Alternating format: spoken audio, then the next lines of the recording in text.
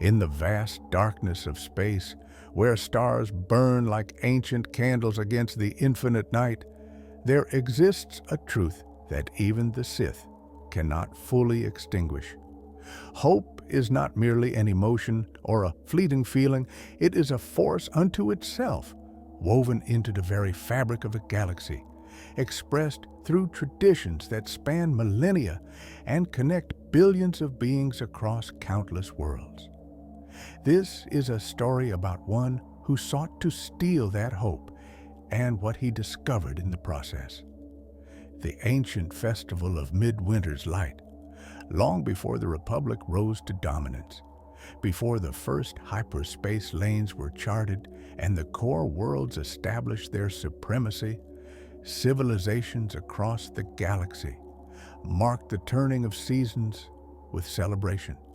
On worlds that tilted on their axes, where winter brought darkness and cold, where the sun seemed to retreat and leave populations vulnerable to the harshness of nature, sentient beings gathered together. They lit fires, they shared food, they told stories. They reminded one another that spring would come again, that warmth would return, that life would persist despite the temporary reign of ice and shadow. These celebrations took many forms across the diverse tapestry of galactic civilization. On Alderaan, the festival was called Midwinter's Light, a week-long celebration that combined ancient traditions from before the planet's unification.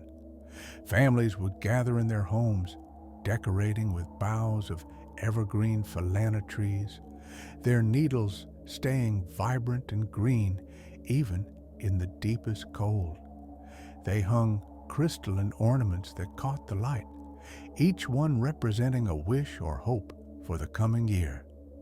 At the center of every celebration stood the beacon tree, a tall philana adorned with thousands of small lights, symbolizing the stars that guided lost travelers home. The Alderaanian tradition emphasized giving rather than receiving.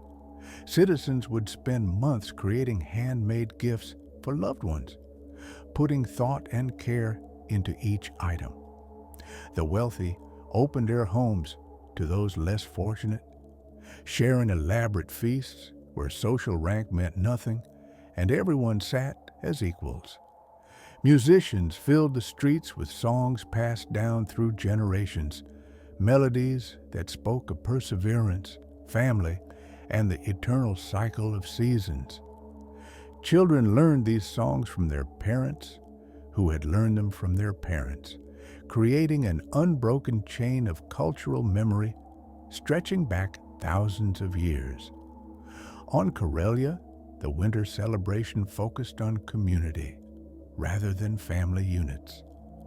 The Corellian Festival of Lights was a raucous, joyful affair where entire neighborhoods competed to create the most elaborate displays of illumination. Buildings were covered in strings of colored lights, creating rivers of luminescence that could be seen from orbit. The competitive spirit that defined Corellian culture transformed into friendly rivalry, with districts trying to outdo one another in creativity and spectacle. At midnight on the festival's final night, every light in every city would extinguish simultaneously, plunging the world into darkness. Then, one by one, they would reignite, symbolizing how individual lights combine to banish darkness together. The Wookiees of Kashyyyk celebrated Life Day, honoring the diverse ecosystem of their forest world and the connections that bound all living things together. Wookiee families would travel through the dangerous lower levels of the Roshar forests to gather at the Tree of Life, a massive ancient growth at the heart of their civilization. There, they would share gifts representing the three tenets of Wookiee philosophy: loyalty, courage, and honor. The celebration was quieter than those on human worlds, filled with contemplative moments where Wookiees reflected on their place in the natural order and renewed their commitment to protecting the forest that sustained them. On Naboo, the Festival of Illumination blended the traditions of the human population with those of the Gungans, creating a unique dual celebration. In Theed, the capital city's waterfalls were illuminated with colored lights, creating cascades of rainbow brilliance. The streets filled with merchants selling traditional foods, artists displaying winter-themed paintings, and performers reenacting the ancient story of how light conquered the long dark. Meanwhile, in the underwater cities of the Gungans, bioluminescent creatures were released into the lakes, creating swirling patterns of natural light that the Gungans believed carried prayers to the gods of the depths. Each world, each culture, had its own variation, but certain threads connected them all: light triumphing over darkness, community overcoming isolation, hope persisting despite hardship, generosity replacing selfishness. These themes resonated across species and planetary environments because they touched something fundamental in sentient consciousness. The celebrations were not merely cultural artifacts or empty traditions. They served a deeper purpose, binding communities together during the hardest times, reminding people that they were part of something larger than themselves. The Jedi Order recognized the spiritual significance of these winter celebrations, though they approached them from a philosophical perspective rather than participating in the material aspects. To the Jedi, the festivals represented a manifestation of the Force's eternal balance. Winter was necessary for spring to have meaning. Darkness existed so that light could be appreciated. The celebrations marked moments when ordinary beings, without any connection to the Force, instinctively aligned themselves with its fundamental nature. By choosing hope over despair, generosity over greed, and community over isolation, they were unconsciously serving the light side of the Force. Jedi Masters often meditated on this phenomenon. How could billions of beings across thousands of worlds with no formal Force, training, and no direct experience of the cosmic energy field still manage to create traditions that so perfectly embodied the light side's core principles? The answer, they concluded, lay in the Force's pervasive nature. It flowed through all living things, guiding them even when they didn't realize it. The winter celebrations were proof that the light side was not merely the domain of the Jedi, but something inherent to life itself. In the Jedi Temple on Coruscant, younglings learned about these festivals as part of their cultural education. Master Yoda himself would sometimes speak of how the celebrations demonstrated an essential truth, that the light side was sustained not by the few who wielded it consciously, but by the many who embodied its principles in their daily lives. A farmer sharing his harvest with neighbors, a mother teaching her child to think of others, a community coming together to support its weakest members. These small acts, multiplied across the galaxy, created a reservoir of light side energy that the Jedi could draw upon in times of darkness. The Republic itself had adopted elements from various planetary celebrations to create a unified holiday called Republic Day of Light, celebrated in the Senate and across the core worlds. It was less a religious or spiritual observance and more a political statement about unity and shared values. Senate chambers would be decorated with symbols from dozens of member worlds, demonstrating the diversity that made the Republic strong. Politicians who spent the rest of the year arguing and scheming would temporarily set aside their differences to share a ceremonial feast. It was imperfect and often hollow, more theater than genuine celebration, but it served as a reminder that even in a vast bureaucratic government, the ideals of community and mutual support still held symbolic power. On the fringes of Republic space, on colony worlds where settlers from various planets had intermingled, hybrid celebrations emerged. These frontier communities often faced genuine hardship during winter months: failed crops, equipment breakdowns in the cold, supply shortages. Their celebrations took on a more practical character. Neighbors would pool resources to ensure everyone had enough food and fuel. The wealthy and successful were expected to contribute more, not as charity, but as obligation. Community bonds formed during these festivals often meant the difference between survival and catastrophe when things went wrong. The celebrations were literally life-sustaining, not just symbolically. Even in the lower levels of Coruscant, where sunlight never reached and the concept of seasons seemed meaningless, the winter celebrations persisted. The poorest citizens, living in darkness and squalor, would somehow find the resources to string up a few lights, to share meager portions of food with neighbors, to create moments of joy in the crushing weight of urban poverty. These celebrations in the depths were perhaps the most genuine of all, stripped of material excess and commercial corruption. They were pure expressions of the human need to connect, to hope, to resist the darkness that surrounded them both literally and metaphorically. The Force itself seemed to respond to these galaxy-wide celebrations. Jedi sensitives reported feeling a subtle shift in the cosmic energy field during the winter festival season.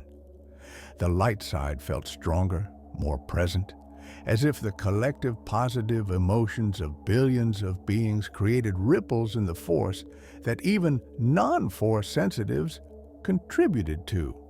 It was a phenomenon that Jedi scholars had documented for centuries but never fully understood.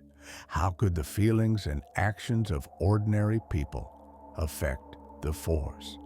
Or did the Force influence them to create these celebrations in the first place? The causality was unclear, but the correlation was undeniable. This connection between celebration and the Force made the winter festivals particularly important during times of galactic conflict. When the Republic faced external threats or internal strife, the festivals became rallying points for morale. Soldiers serving far from home would receive care packages timed to arrive during the celebration period. Holovids would broadcast images of families celebrating on various worlds, reminding people what they were fighting to protect. The festivals transformed from simple seasonal markers into symbols of civilization itself, representations of everything that separated sentient beings from the chaos and violence of the uncivilized galaxy. And it was precisely this symbolic power that made the festivals a target. In the philosophy of the Sith, such celebrations represented everything weak and contemptible about the light side. The Sith saw the universe as fundamentally competitive, an arena where the strong dominated and the weak perished. Cooperation was a lie that the weak told themselves to avoid facing their inadequacy. Generosity was a waste of resources that could be used to increase one's own power. Hope was a delusion that prevented beings from seeing the harsh truth of reality. The winter celebrations, with their emphasis on community, sharing, and optimism, were antithetical to everything the Sith believed. Yet most Sith simply ignored these celebrations, viewing them as the pathetic rituals of inferior beings. They had their own dark observances, ceremonies steeped in blood and sacrifice, rituals designed to concentrate power rather than distribute it. The contrast between Sith ceremonies and Republic celebrations perfectly illustrated the philosophical divide between the dark and light sides of the Force. Where one sought to elevate the individual through the subjugation of others, the other sought to elevate communities through mutual support. But there was one Sith Lord who saw something more in these celebrations, one who recognized that destroying material symbols was far less effective than corrupting the very idea those symbols represented, one who understood that the true threat posed by the winter festivals was not in their lights or gift or songs, but in the hope and unity they fostered. If that hope could be extinguished, if that unity could be shattered, the psychological damage would far exceed anything that conventional warfare could achieve. His name was Darth Malgus, and he was about to attempt something no Sith had tried before. He would not simply attack the celebrations, he would steal them. He would take hope itself and watch as the galaxy descended into despair. Darth Malgus and the Discovery Darth Malgus stood on the bridge of his flagship, the Tyrant's Fist, staring out at the swirling vortex of hyperspace. His massive frame was perfectly still, a statue carved from violence and will. The respirator that covered the lower half of his face hissed rhythmically, the only sound in the otherwise silent command center. His crew knew better than to speak unless directly addressed. Malgus preferred silence. It made it easier to think, to plan, to contemplate the nature of power and how best to wield it. The Great Galactic War had been raging for years now. The Sith Empire locked in a brutal struggle against the Republic and their Jedi defenders. Malgus had led countless campaigns, conquered dozens of worlds, and killed more enemies than he could count. Each victory fed his connection to the dark side, each act of destruction reinforcing his belief in the Sith philosophy. The strong survived, the weak perished. It was the natural order of the universe. Yet for all the planets he had conquered, for all the fleets he had destroyed, the Republic persisted. Their resolve seemed unbreakable, their morale mysteriously resilient even in the face of devastating losses. Malgus had analyzed countless intelligence reports, trying to understand the source of this resilience. The answer, when he finally recognized it, infuriated him with its simplicity: hope. The Republic forces fought not just for territory or resources, but for an idea. They believed in something larger than themselves, a vision of civilization where different species and cultures could coexist peacefully. The Jedi reinforced this belief, serving as living symbols of the light side's power and benevolence. But there was something else, something more subtle, that sustained Republican morale through even the darkest moments of the war. Malgus had first encountered it during the occupation of a minor Republic world in the expansion region. The planet had fallen quickly to Imperial forces, its defenses overwhelmed by superior Sith military tactics. The population had been subdued, their government dissolved, their infrastructure brought under Imperial control. By all logical measures, they should have been broken, ready to accept their new masters and move forward under Sith rule. Instead, Malgus had found resistance where none should have existed. Not armed resistance, the Imperial garrison made that impossible, but something more insidious. The population refused to cooperate fully. Workers performed their assigned tasks at minimum efficiency. Information networks that should have been dismantled continued operating underground.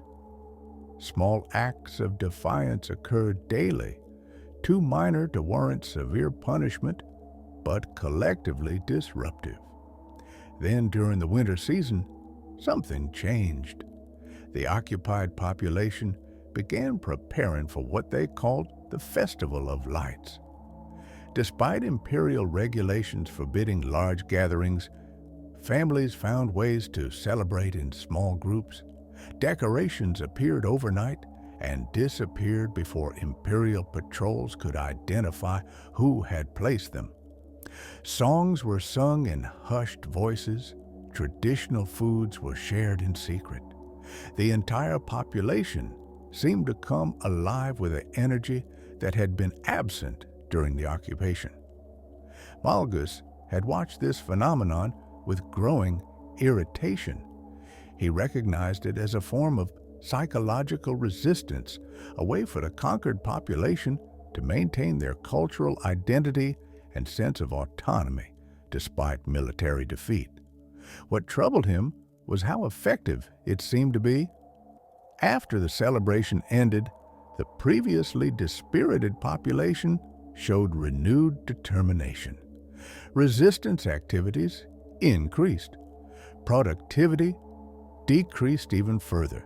The festival had accomplished what weapons and propaganda could not. It had reminded people that they were part of something larger than the Empire, something that couldn't be taken from them by force. That experience had planted a seed in Malchus's mind, one that grew as he learned more about these winter celebrations and their prevalence across Republic space. Every world had some variation of the festival. Every population drew strength from it.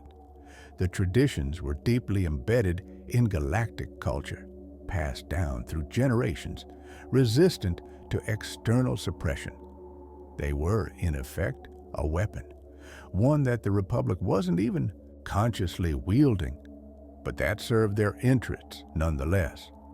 Malgus had studied the enemy extensively during his rise through the Sith ranks. He knew that simple military victory was insufficient for lasting conquest. The Republic had to be broken, not just physically, but psychologically. Their will to resist had to be shattered so thoroughly that they would never rise against the Empire again. And to accomplish that, he would need to strike at the source of their resilience. The winter celebrations were distributed across thousands of worlds, embedded in countless cultures, sustained by billions of individuals. Trying to suppress them through force would be impossible and counterproductive.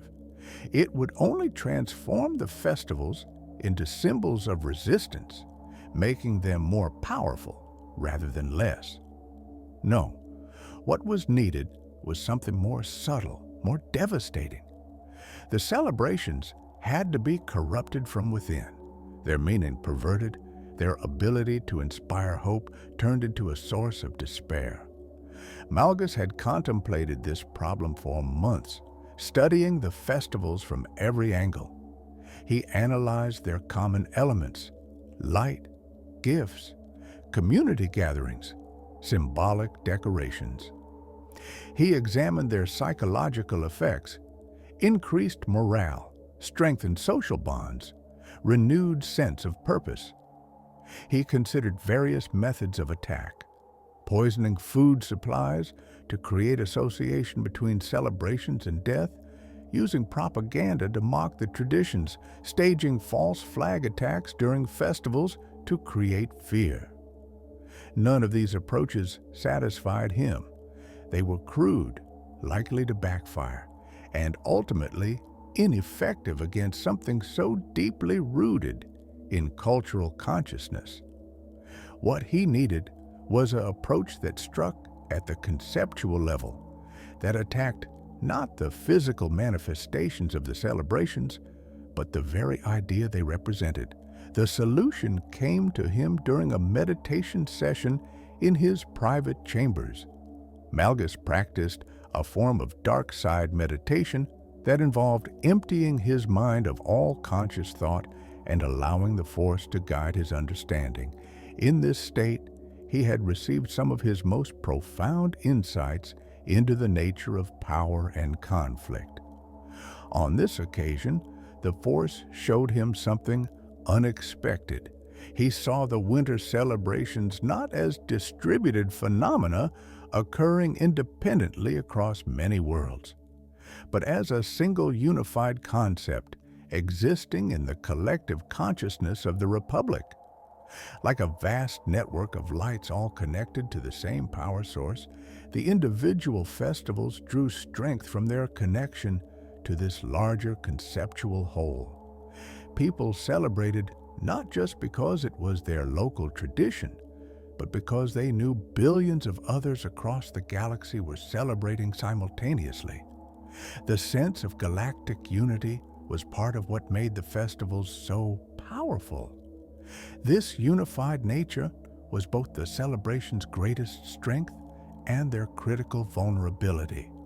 If the concept itself could be attacked, if the fundamental meaning of the festivals could be corrupted or eliminated, every individual celebration would be affected.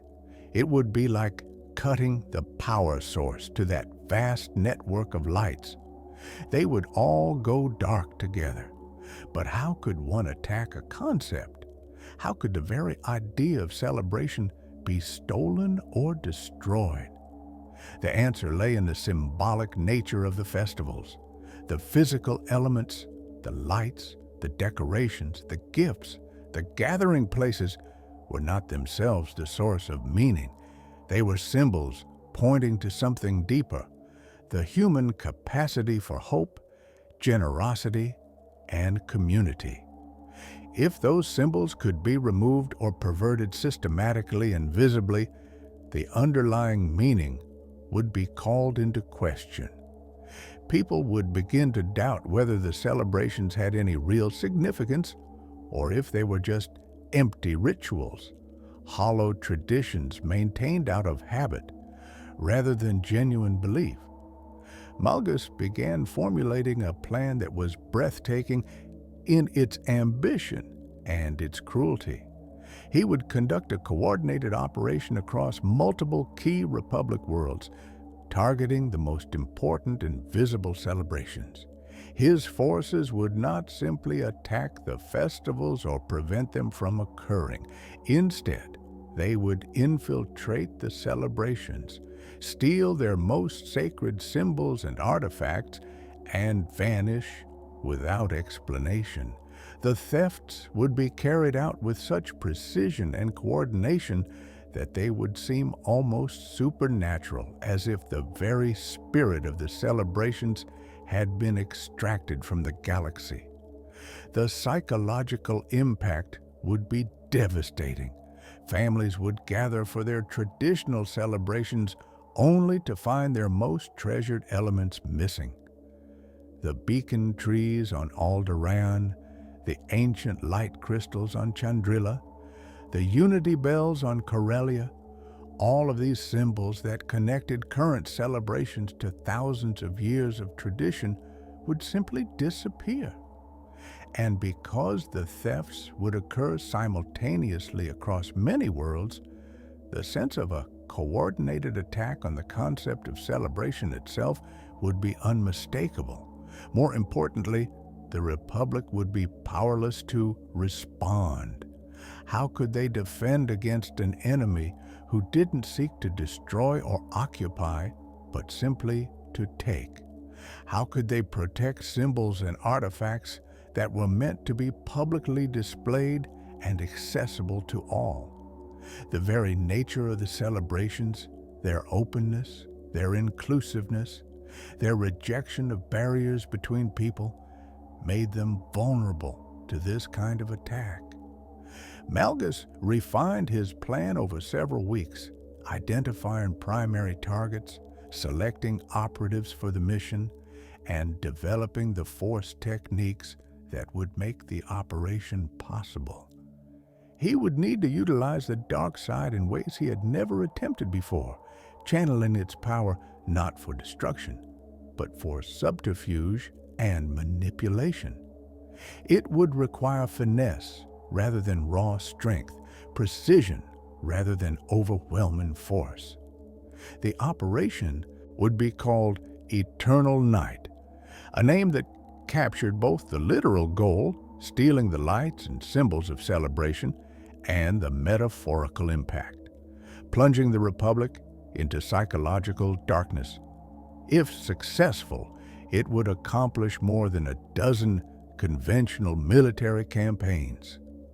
It would strike at the very heart of what made the Republic resilient, leaving their populations demoralized and questioning the values they had fought to defend.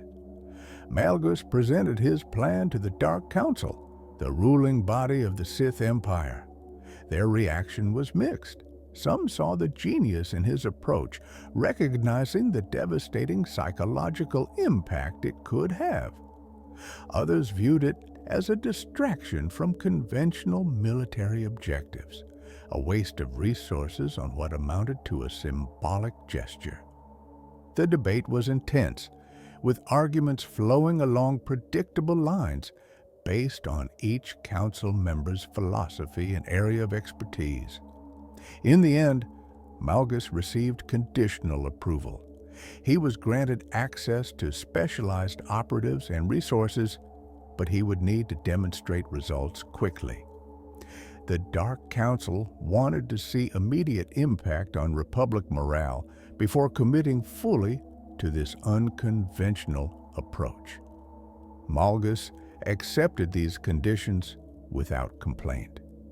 He knew that once the operation succeeded, once the Council witnessed the psychological devastation it caused, they would recognize the wisdom of his strategy. Preparation for Operation Eternal Night consumed the next several months.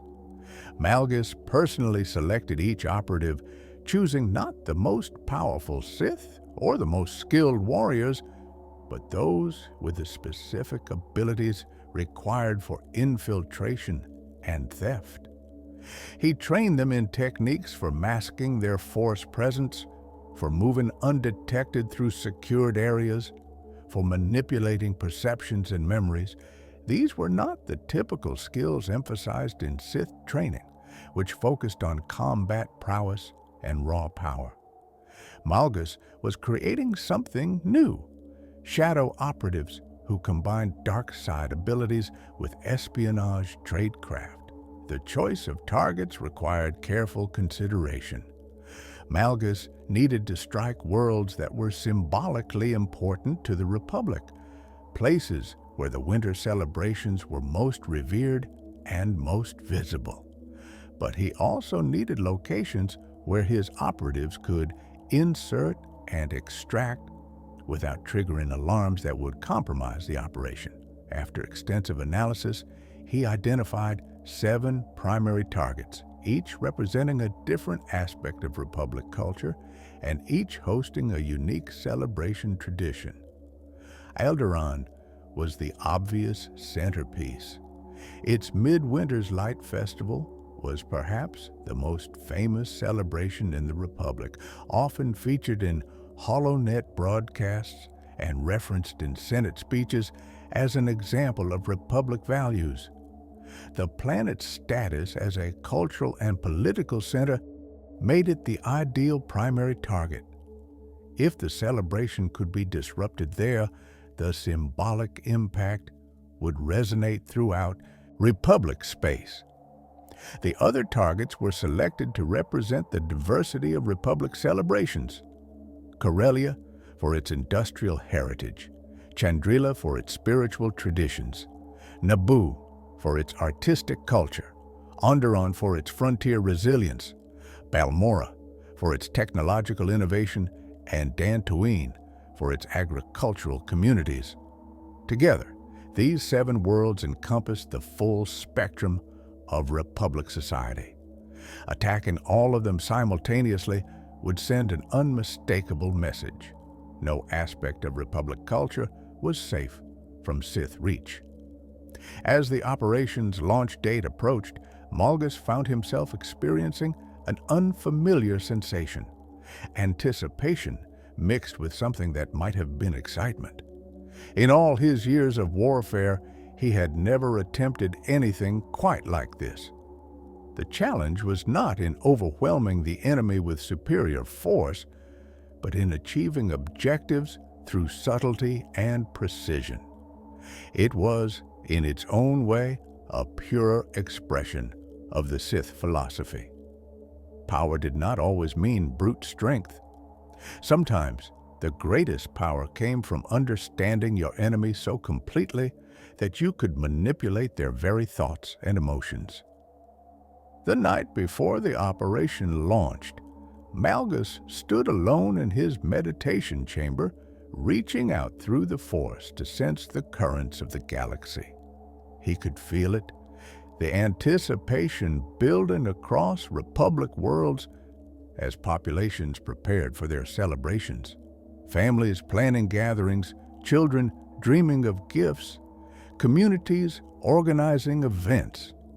It was a wave of positive emotion rolling across the galaxy, a manifestation of the light side so pure and widespread that even he, devoted to darkness, could sense its presence. Soon, that wave would crash against the rocks of despair. Soon, the lights would go out, not just literally, but metaphorically. Soon, the Republic would learn what it meant to have hope stolen from them. Darth Malgus smiled behind his respirator, a cold expression of satisfaction. The great galactic war was about to enter a new phase, one where victory would be measured not in conquered worlds, but in broken spirits. The gathering storm on Alderaan. The city of Aldera, capital of Alderaan, had never looked more beautiful. As the winter season descended upon the mountainous world, the entire city had transformed into a wonderland of light and color. Every building, from the grandest palace to the humblest dwelling, had been decorated for the midwinter's light festival. Strings of lights crisscrossed the streets, creating canopies of illumination that turned evening walks into journeys through tunnels of stars. The famous Alderaan crystal formations that dotted the landscape had been carefully illuminated, their natural prismatic properties scattering rainbow patterns across the snow-covered ground. In the royal palace, Princess Solara Organa oversaw the final preparations for the festival's centerpiece event, the lighting of the Great Beacon. This tradition dated back over 3,000 years, to a time when Alderaan was still divided into competing kingdoms. A brutal winter had threatened mass starvation, and the various kingdoms had set aside their conflicts to share resources and ensure everyone survived. To commemorate that moment of unity, they had lit a massive beacon visible from every corner of the planet, symbolizing that no matter how dark things became, hope could always shine through. The modern Great Beacon was a technological marvel, a tower of crystalline structures that stood over 200 meters tall in the central plaza of Aldera. When activated, it would project light visible across the entire continent, a symbol that united all Alderaanians regardless of their political affiliations or social status.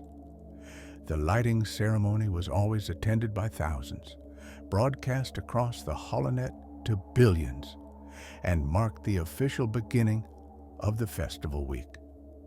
Solara walked through the palace halls, checking on various preparations. In the grand ballroom, servants were arranging tables for the festival feast, where over 1,000 citizens from all social classes would dine together. In the music hall, the palace orchestra was rehearsing traditional songs that would be performed throughout the week. In the gift hall, mountains of donated presents awaited distribution to children across the city. Contributions from wealthy families following the Alderanian custom of anonymous giving. Everything was proceeding perfectly, yet Solara felt an unusual unease. She was Force-sensitive, though not trained as a Jedi. The Organa family had produced several Force users over the generations, and the ability ran strong in her bloodline. She couldn't manipulate objects or predict the future like the Jedi could, but she had learned to trust her instincts when the Force whispered warnings. And right now, it was not whispering, it was screaming. Something was wrong. She couldn't identify what or how, but the feeling of impending danger was unmistakable. She had tried to discuss it with the palace security chief, but without concrete evidence, there was little he could do beyond the standard security protocols already in place. Alderaan maintained only a modest military force, relying on diplomacy rather than weapons for protection. The very idea of a military attack during the festival season seemed absurd. Even the Sith Empire, for all its brutality, had historically observed informal ceasefires during major cultural celebrations. What Solara didn't know was that at that very moment, 7 unmarked shuttles were approaching Alderaan from different vectors, their transponders broadcasting false civilian identification codes. Aboard these shuttles were Malgus's hand-picked operatives, dark side users who had spent months training for this moment. They wore no armor, carried no obvious weapons, and had suppressed their Force signatures to levels barely detectable even by trained Jedi. To any scanner or observer, they appeared to be ordinary travelers arriving for the festival. The operatives landed at various spaceports around Alderaan, blending seamlessly into the crowds of tourists and visiting family members. They had studied Alderaanian culture extensively, learning local customs, memorizing common phrases, and understanding social expectations well enough to avoid suspicion. They wore clothing appropriate for festival celebrations, carried bags that suggested they were bearing gifts, and smiled with the appropriate level of enthusiasm when greeted by locals. Meanwhile, in orbit above Alderaan, Darth Malgus himself waited aboard a cloaked vessel. His role in the operation was not to participate directly in the theft, but to coordinate the operation and provide dark side support when needed. He had positioned similar cloaked vessels above each of the 7 target worlds, ready to extract operatives once their missions were complete. The ships were equipped with experimental cloaking technology, theoretically undetectable by Republic sensors. It was a risk. If the cloak failed, the operation would be compromised. But Malgus had determined it was necessary to maintain coordination across all target worlds simultaneously. Throughout Aldera, the operatives moved into position. They had multiple objectives beyond simply stealing the Great Beacon. There were dozens of sacred artifacts, historical decorations, and traditional symbols scattered throughout the city, each one playing a role in the celebration. The plan was to remove as many of these as possible, creating a sense that the very essence of the festival had been extracted from Alderaan.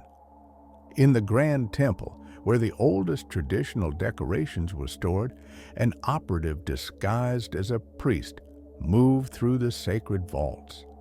He used a dark side technique that Malgus had taught him, a specialized form of force persuasion that didn't control minds directly, but rather made the target want to look away, to focus their attention elsewhere.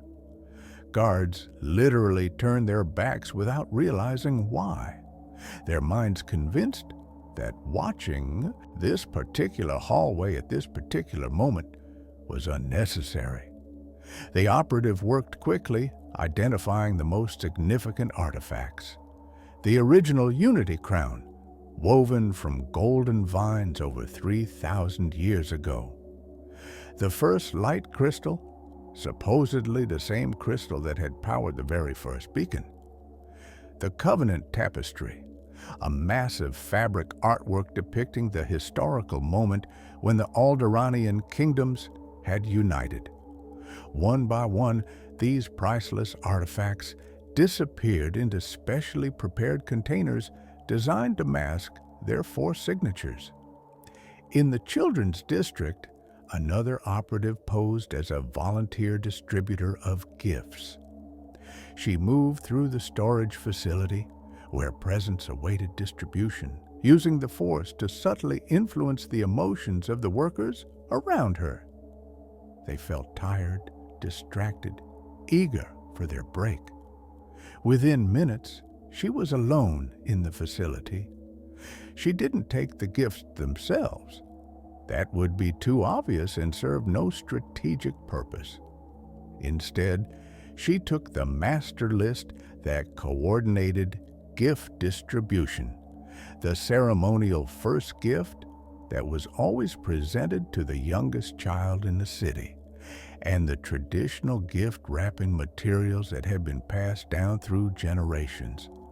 Small things, but their absence would be noticed, would create confusion and disruption. A third operative worked in the music quarter, where the ancient instruments used only during the festival were kept. These weren't just musical tools, but cultural treasures. Some of them had been played at every midwinter's light celebration for over a millennium. The operative used a Force technique to create auditory illusions, convincing the guards that they heard a commotion in a distant room. While they investigated the phantom sounds, he carefully removed the instruments from their display cases, replacing them with perfect holographic duplicates that would only be revealed as fakes when someone tried to play them. The coordination was flawless, the execution precise. Across 7 worlds, similar operations were unfolding simultaneously. On Corellia, the massive Unity bells that rang to start the Festival of Lights were being stolen from their towers. On Chandrila, the sacred light crystals that had burned for 3,000 years were being extracted from their shrines. On Naboo, the ancient murals depicting the first festival of illumination were being carefully removed from the walls. Each theft was timed to occur during the final hours before the celebrations were set to begin, ensuring maximum impact when the losses were discovered. Back in the royal palace, Princess Silara's unease had grown into genuine alarm. She couldn't shake the feeling that something catastrophic was about to occur. She made her way to the chamber where her cousin, Bail Organa, was preparing for his role in the lighting ceremony. Bail was a senator in the Republic, a respected statesman known for his wisdom and diplomatic skills. If anyone would take her concerns seriously, it would be him. "Bail," she said as she entered his chambers, "I need you to listen to me. Something is wrong. I don't know what, but the Force is warning me that we're in danger." Bale looked up from the speech he was preparing, his expression concerned but skeptical. What kind of danger? Has there been a specific threat? No specific threat, but the feeling is overwhelming. We should increase security, delay the ceremony, something. Bale sighed, setting aside his datapad. Celera, I trust your instincts, but we can't disrupt the festival based on a feeling. There are thousands of people already gathering in the plaza, millions watching across the HoloNet. Postponing now would create panic, and if nothing happens, we'll look foolish. And if something does happen, Celera pressed, then we'll respond appropriately. But right now, I need you to trust in our security forces. They've prepared for every contingency. The palace is secured, the plaza is monitored, and we have Jedi observers in the crowd. Whatever you're sensing, we're prepared for it. Celera wanted to argue further, but she recognized the determination in Bale's voice. He had made his decision, and nothing she could say would change it. She nodded reluctantly and left his chambers, still gripped by the certainty that disaster was imminent. As the sun set over Alderaan, the great plaza began to fill with citizens. Families arrived, bundled in winter clothing, children riding on their parents' shoulders to get a better view. The atmosphere was festive, filled with laughter and the excited chatter of anticipation. Street vendors sold traditional foods, hot cider, roasted nuts, sweet pastries. Musicians played impromptu concerts on street corners. The entire city had come alive with celebration, exactly as it had for 3 millennia. In the palace, technicians were performing final checks on the great beacon. They ran through the activation sequence, confirmed the power conduits, and verified the synchronization with the broadcasting systems that would share the moment with the galaxy. Everything checked out perfectly. They had no way of knowing that deep within the beacon's central chamber, a Sith operative had planted a specialized device, not a bomb or conventional sabotage tool, but something far more insidious. The device was a dark side artifact, created by Malgus specifically for this operation. When activated, it wouldn't destroy the beacon, but rather corrupt it. The light it projected would still shine, but it would be infused with dark side energy, twisted from its intended purpose. Instead of inspiring hope and unity, it would subtly drain those emotions, replacing them with unease and despair. The effect would be subtle enough that most people wouldn't consciously notice it, but the psychological impact would be devastating. As the appointed hour approached, Bail Organa made his way to the ceremonial platform. The crowd erupted in cheers as he appeared, waving to acknowledge their enthusiasm. He was beloved on Alderaan, seen as a champion of the planet's values and a worthy representative in the Republic Senate. His speech would formally begin the festival and trigger the lighting of the beacon. High above, in his cloaked vessel, Darth Malgus watched through the Force. He could sense the gathered crowd, their emotions run high with anticipation and joy. He could feel the light side energy concentrating around the celebration, drawn by the collective positive emotions of thousands. It disgusted him, this display of weakness and sentimentality, but it also satisfied him to know that he was about to transform that light into darkness, that collective joy into collective despair. Malgus reached out through the Force, connecting with his operatives on the ground. One by one, they confirmed their objectives had been achieved. The sacred artifacts were secured. The traditional elements had been removed or corrupted. everything was in place for the final phase of the operation. "Begin," Malgus commanded through their force link. Bail Organa's voice rang out across the plaza, broadcast to millions across the galaxy. "Citizens of Alderaan, members of the Republic, fellow beings of all worlds, we gather here once again to celebrate the midwinter's light, a tradition that has sustained us for 3,000 years. In times of peace and times of war, in prosperity and hardship, we have come together to light the beacon and remind ourselves that darkness, no matter how deep, is always temporary. The light returns, hope persists, unity prevails." The crowd cheered, their voices creating a roar that echoed off the surrounding mountains. Bail smiled, feeling the power of the moment. He continued, "Tonight, as we light the great beacon, we send a message to the galaxy. We are not merely celebrating a holiday. We are affirming our commitment to the values that make civilization possible: compassion, generosity, community, and hope. These are not weaknesses, as some would claim, but the foundations of true strength." As Bail spoke these words, Solara felt the disturbance in the force intensify. Something was happening right now, in this moment. She scanned the crowd desperately, looking for any sign of threat, but saw only thousands of happy faces turned toward the stage.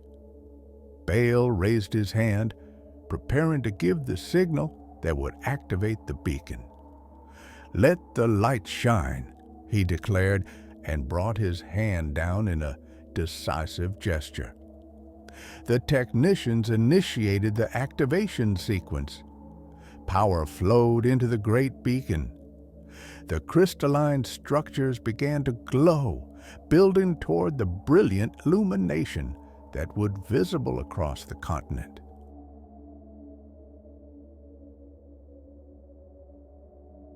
And then, in a moment that would be remembered in horror for generations, everything went wrong. The light that emerged from the beacon was wrong. It flickered and pulsed with a sickly quality, colors shifting in unnatural ways. The crowd's cheers died in their throats as they stared up at the corrupted illumination. Instead of the warm, inspiring glow they expected, the beacon projected something that felt cold, alien, disturbing. Solara gasped as she felt the dark side energy rolling off the corrupted beacon in waves. The Sith had done this. They had infiltrated Alderaan and corrupted the most sacred symbol of their culture. She opened her mouth to shout a warning, but before she could speak, the real devastation began to unfold. All across the city, citizens were making terrible discoveries. In the Grand Temple, priests opened the sacred vaults to retrieve artifacts for the ceremony, only to find them empty. In the music quarter, musicians picked up their ancient instruments, only to watch them shimmer and reveal themselves as worthless holograms.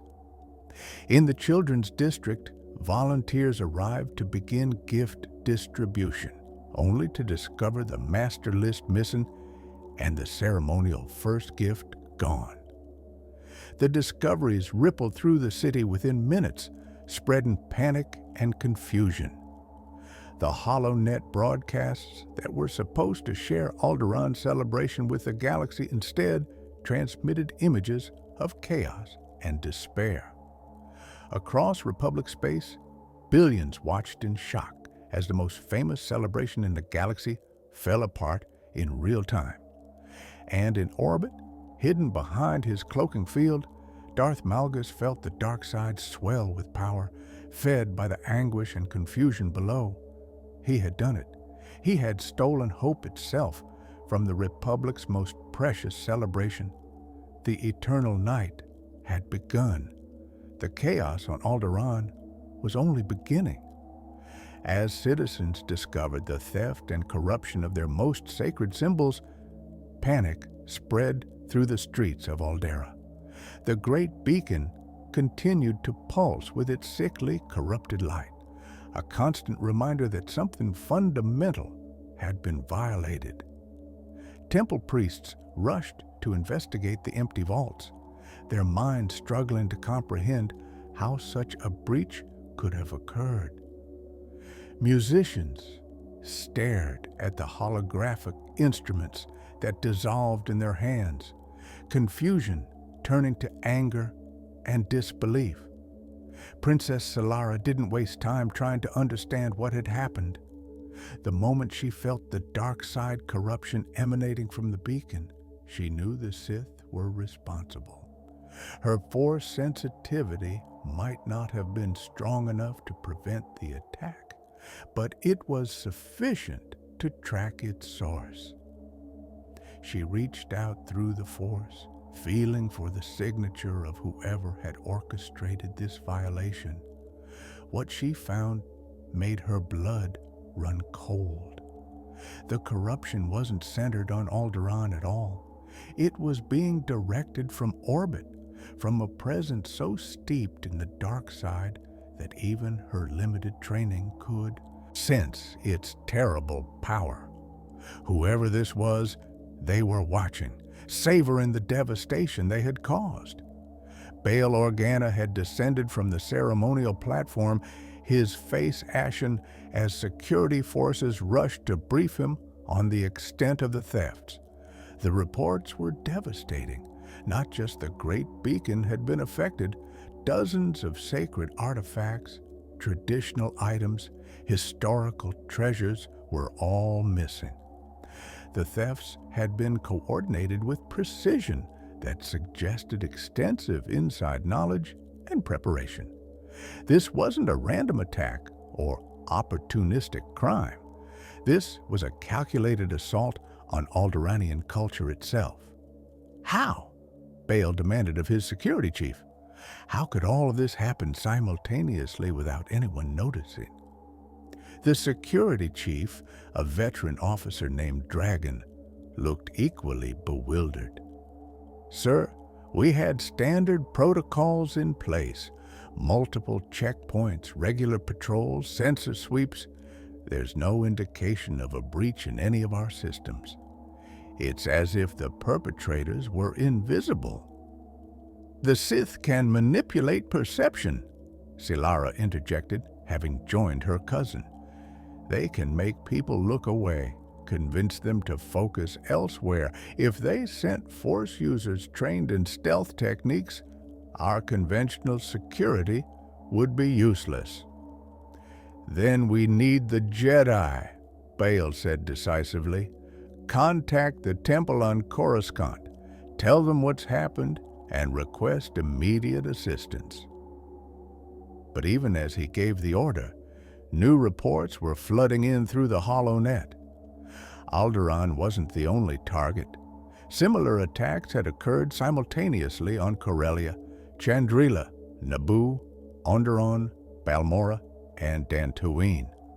On each world, the most important symbols and artifacts of their winter celebrations had been stolen or corrupted. The Unity Bells of Corellia sat silent in their towers, their mechanisms sabotaged. The light crystals of Chandrila had been extracted from shrines where they had burned for millennia. The ancient murals of Naboo showed only blank walls where priceless artwork had hung for generations. The galaxy reeled from the coordinated attack. HoloNet news channels broadcast images from all 7 worlds showing the same story of loss and violation repeating across Republic space. Analysts struggled to make sense of the strategic purpose. This wasn't conventional warfare, wasn't an attack on military targets or infrastructure. It was something more insidious, an assault on the psychological foundations of Republic culture. In the Jedi Temple on Coruscant, the Council convened an emergency session. Master Satele Shan, The current Grand Master studied the reports with growing concern.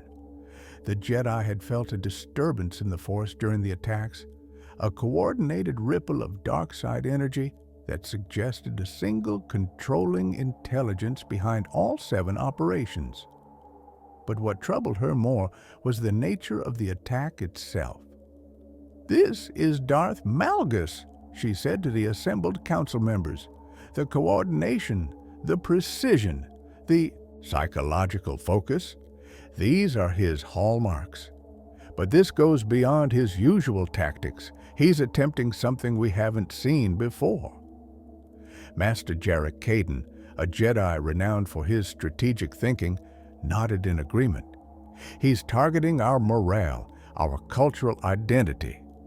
By stealing the symbols of our most important celebrations, he's trying to convince the Republic that nothing is sacred, that the Sith can reach anywhere and take anything they want."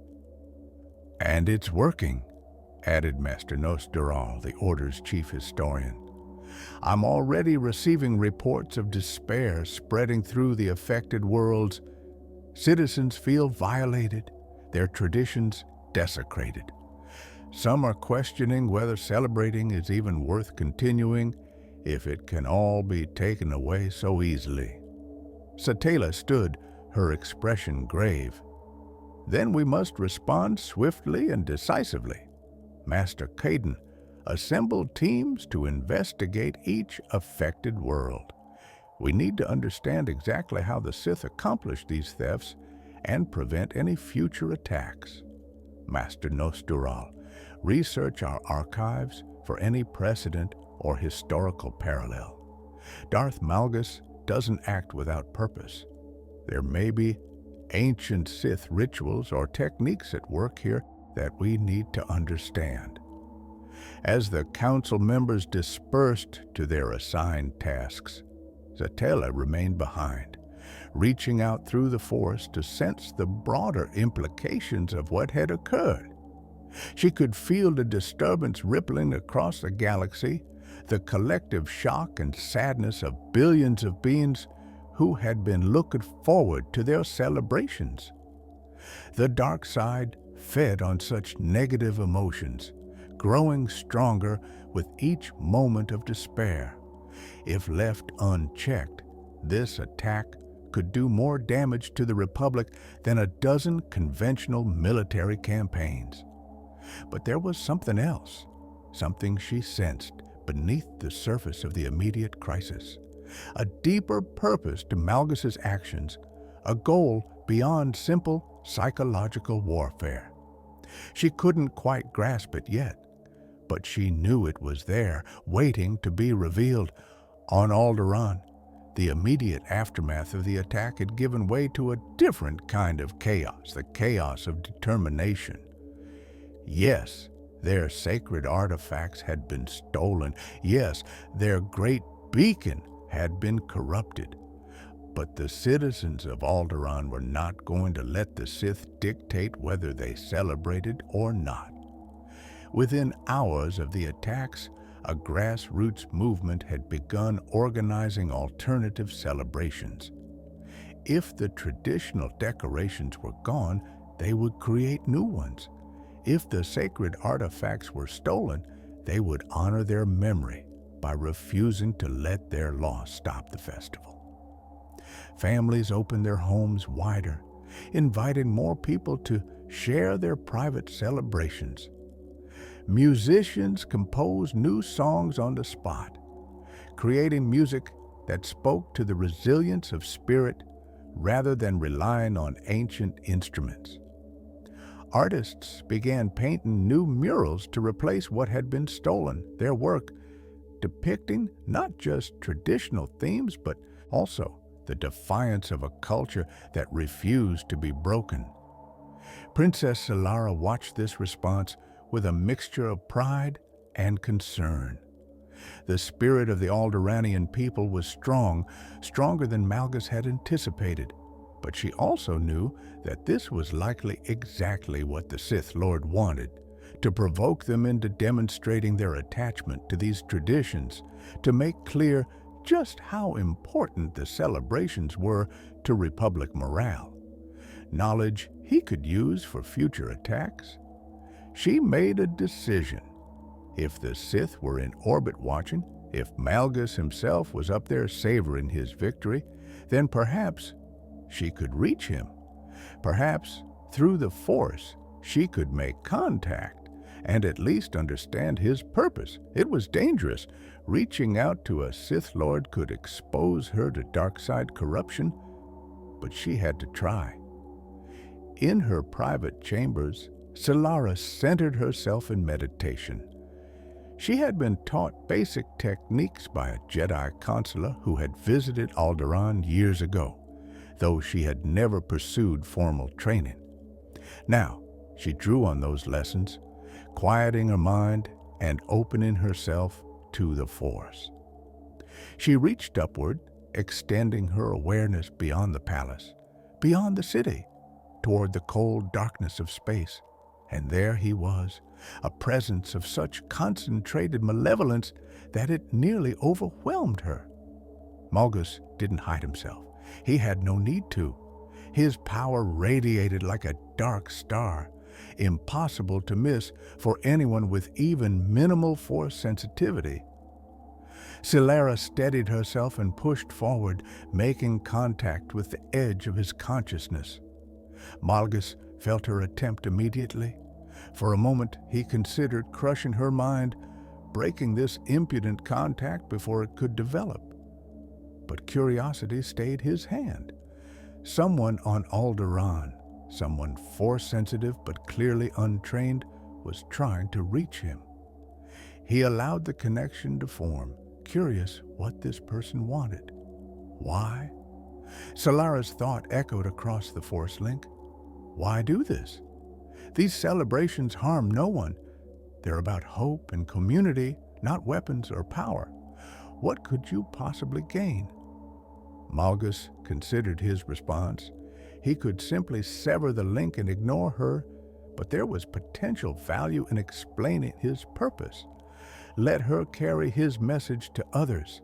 Let them understand the futility of resistance. You celebrate weakness. His thought resonated back to her, heavy with contempt. You gather together and convince yourselves that cooperation makes you strong, that sharing resources somehow multiplies power instead of diluting it. These celebrations are lies you tell yourselves to avoid facing the truth, that the strong survive and the weak perish. By taking your symbols, I take nothing real. I simply reveal the emptiness that was always there. You're wrong, Solara replied, feeling her conviction strengthen even in the face of his dark power. The celebrations aren't about physical objects. The artifacts and symbols are just reminders of something deeper. You can steal Great Beacon, but you can't steal what it represents. You can take the ancient instruments, but you can't silence the music in our hearts. All you've done is show us that we don't need material things to celebrate hope. Malgus felt a flicker of something that might have been surprise. This was not the response he had anticipated. He had expected despair, defeat, perhaps anger, not defiance grounded in genuine understanding. He reached deeper into Solara's mind, seeing her memories of past celebrations, not the grand public displays, but intimate family gatherings. A child singing with her grandmother, friends sharing handmade gifts, community members supporting each other through hardship. These memories weren't tied to the stolen artifacts at all. They existed independent of any material symbol.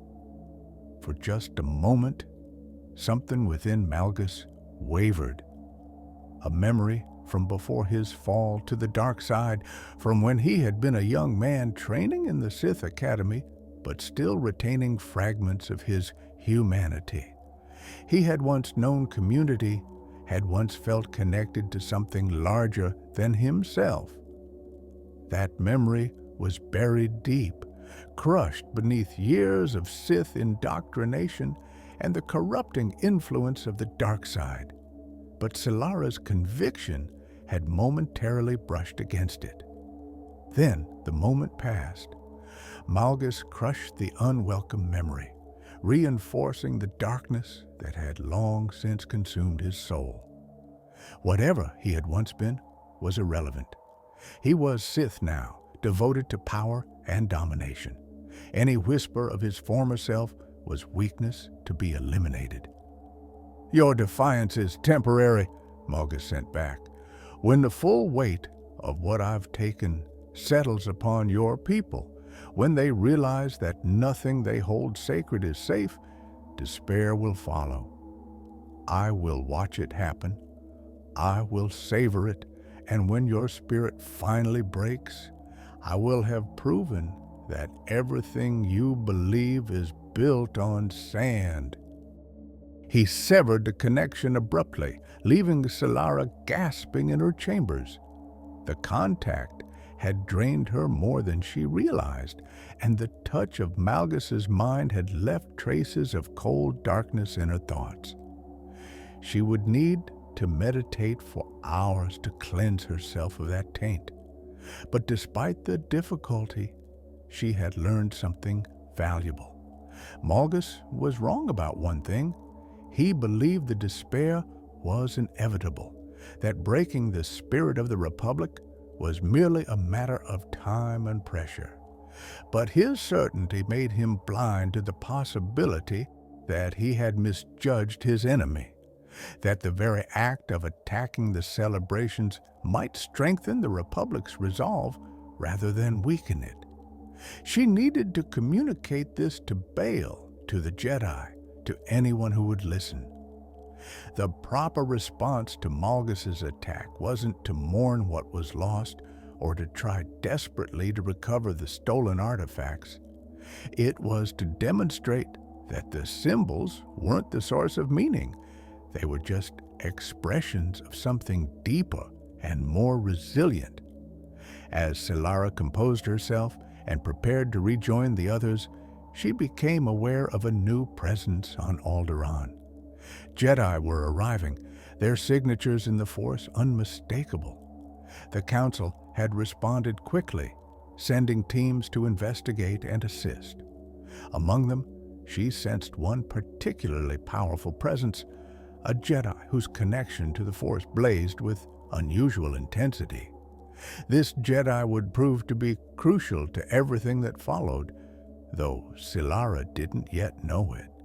For among the Jedi sent to investigate the attacks was a young Padawan whose unique perspective would see what others missed, who would understand the true nature of what Malgus had set in motion, and who would ultimately confront the Sith Lord in a way that no amount of combat training could prepare for. The stage was set for a confrontation that would be decided not by lightsabers or force powers, but by competing philosophies and the strength of conviction on both sides.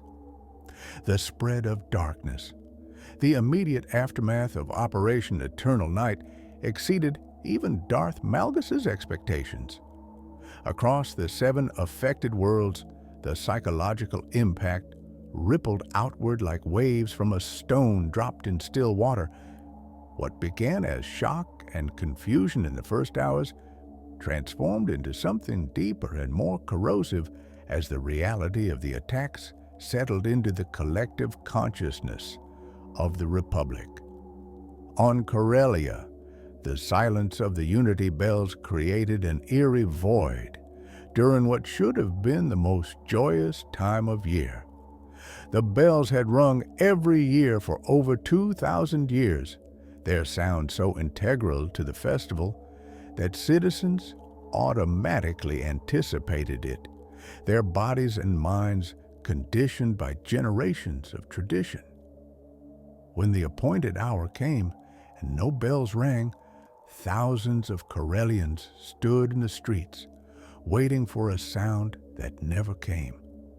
The absence was more devastating than any explosion could have been. It was as if the heartbeat of their culture had simply stopped.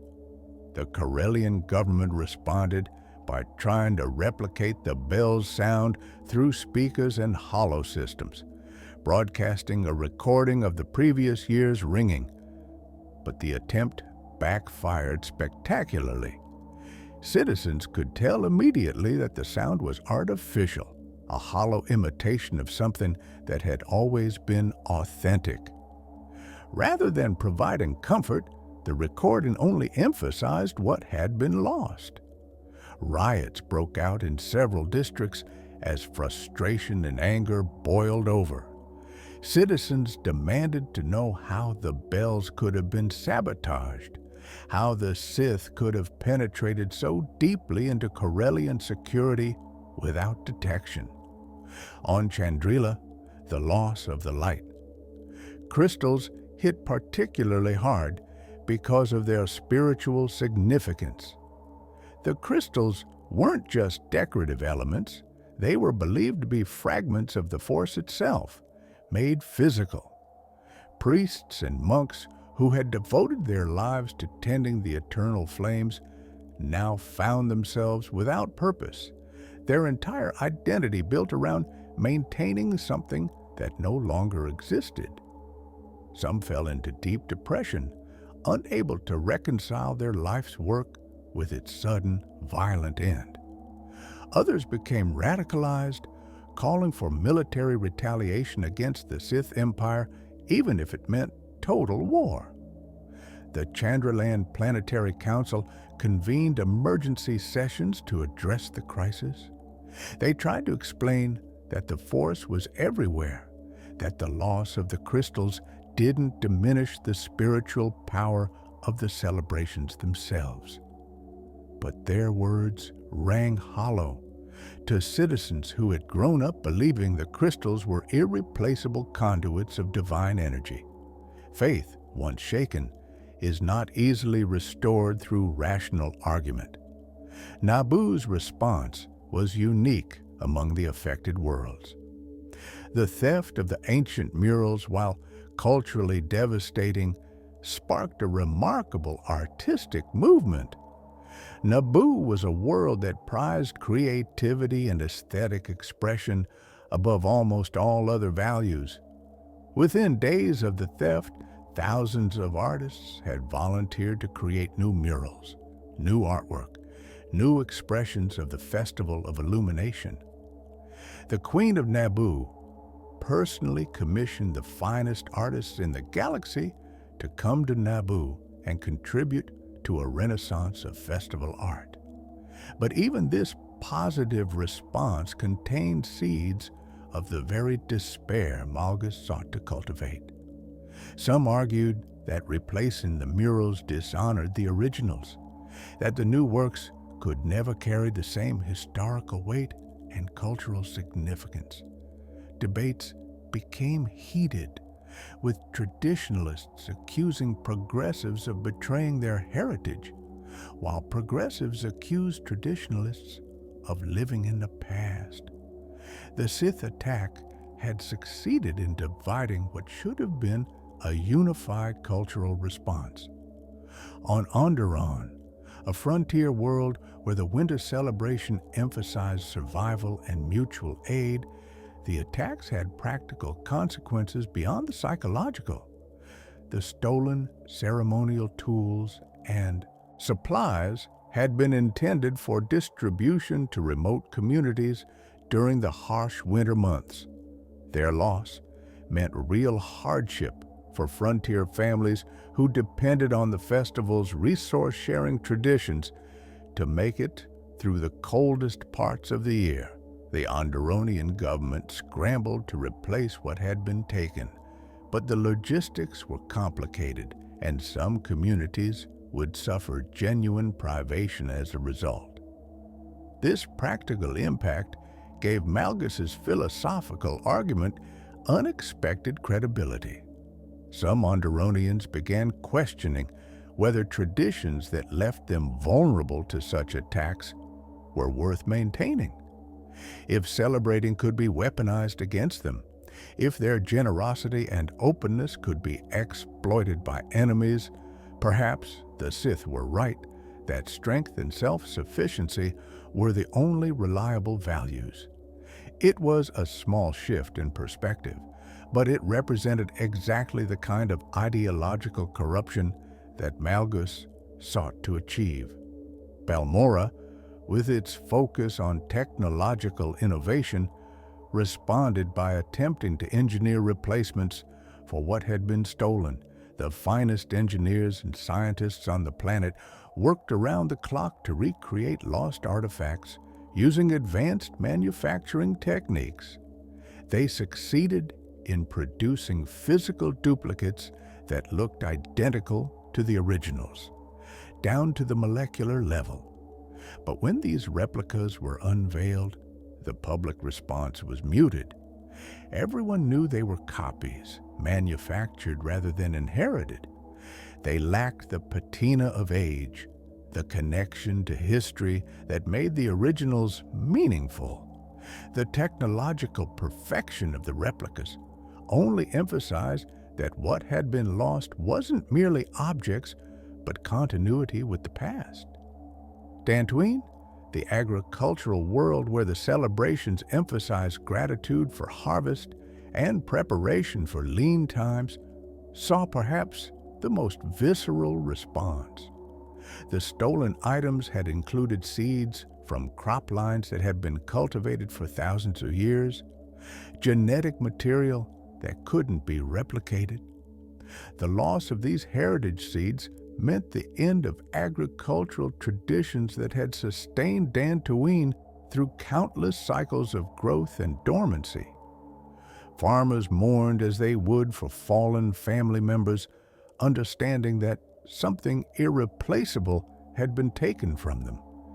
Yet it was on Alderaan, the centerpiece of Malgus's operation, where the most complex and unpredictable responses emerged. The initial shock had given way to the grassroots determination that Princess Solara had witnessed, but that determination was not universal. The population split into factions with different ideas about how to respond to the attack. One faction, calling themselves the Preservationists, insisted that the festival should be canceled entirely until the stolen artifacts could be recovered. To celebrate without the traditional elements would be to surrender to the Sith, to admit that the sacred objects didn't matter. They organized protests against the Oz makeshift celebrations, arguing that every improvised decoration or alternative tradition was betrayal of Alderaanian heritage. Another faction, the Renewalists, took the opposite position. They saw the attack as an opportunity to revitalize traditions that had perhaps become too dependent on material symbols. They embraced the creation of new traditions, arguing that the spirit of the celebration was more important than any specific artifact. Their slogan became, "The light is within us," emphasizing that no external theft could extinguish the internal commitment to hope and community. A third faction, smaller but growing, began questioning the value of the celebrations altogether. They called themselves the Realists and argued that perhaps the Sith had revealed an uncomfortable truth, that the Republic had grown soft and sentimental, too focused on celebrations and not focused enough on the harsh necessities of survival in a galaxy at war. Their rhetoric echoed Sith philosophy, though they would have been horrified to realize it. They called for abandoning childish traditions and embracing a more pragmatic, strength-focused culture. These divisions played out across all 7 affected worlds, creating fractures in societies that had been unified before the attacks.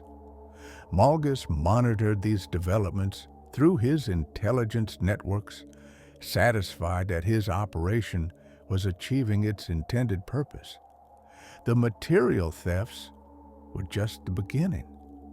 The real damage came from how the Republic responded to those thefts, how they turned against each other in trying to process the loss.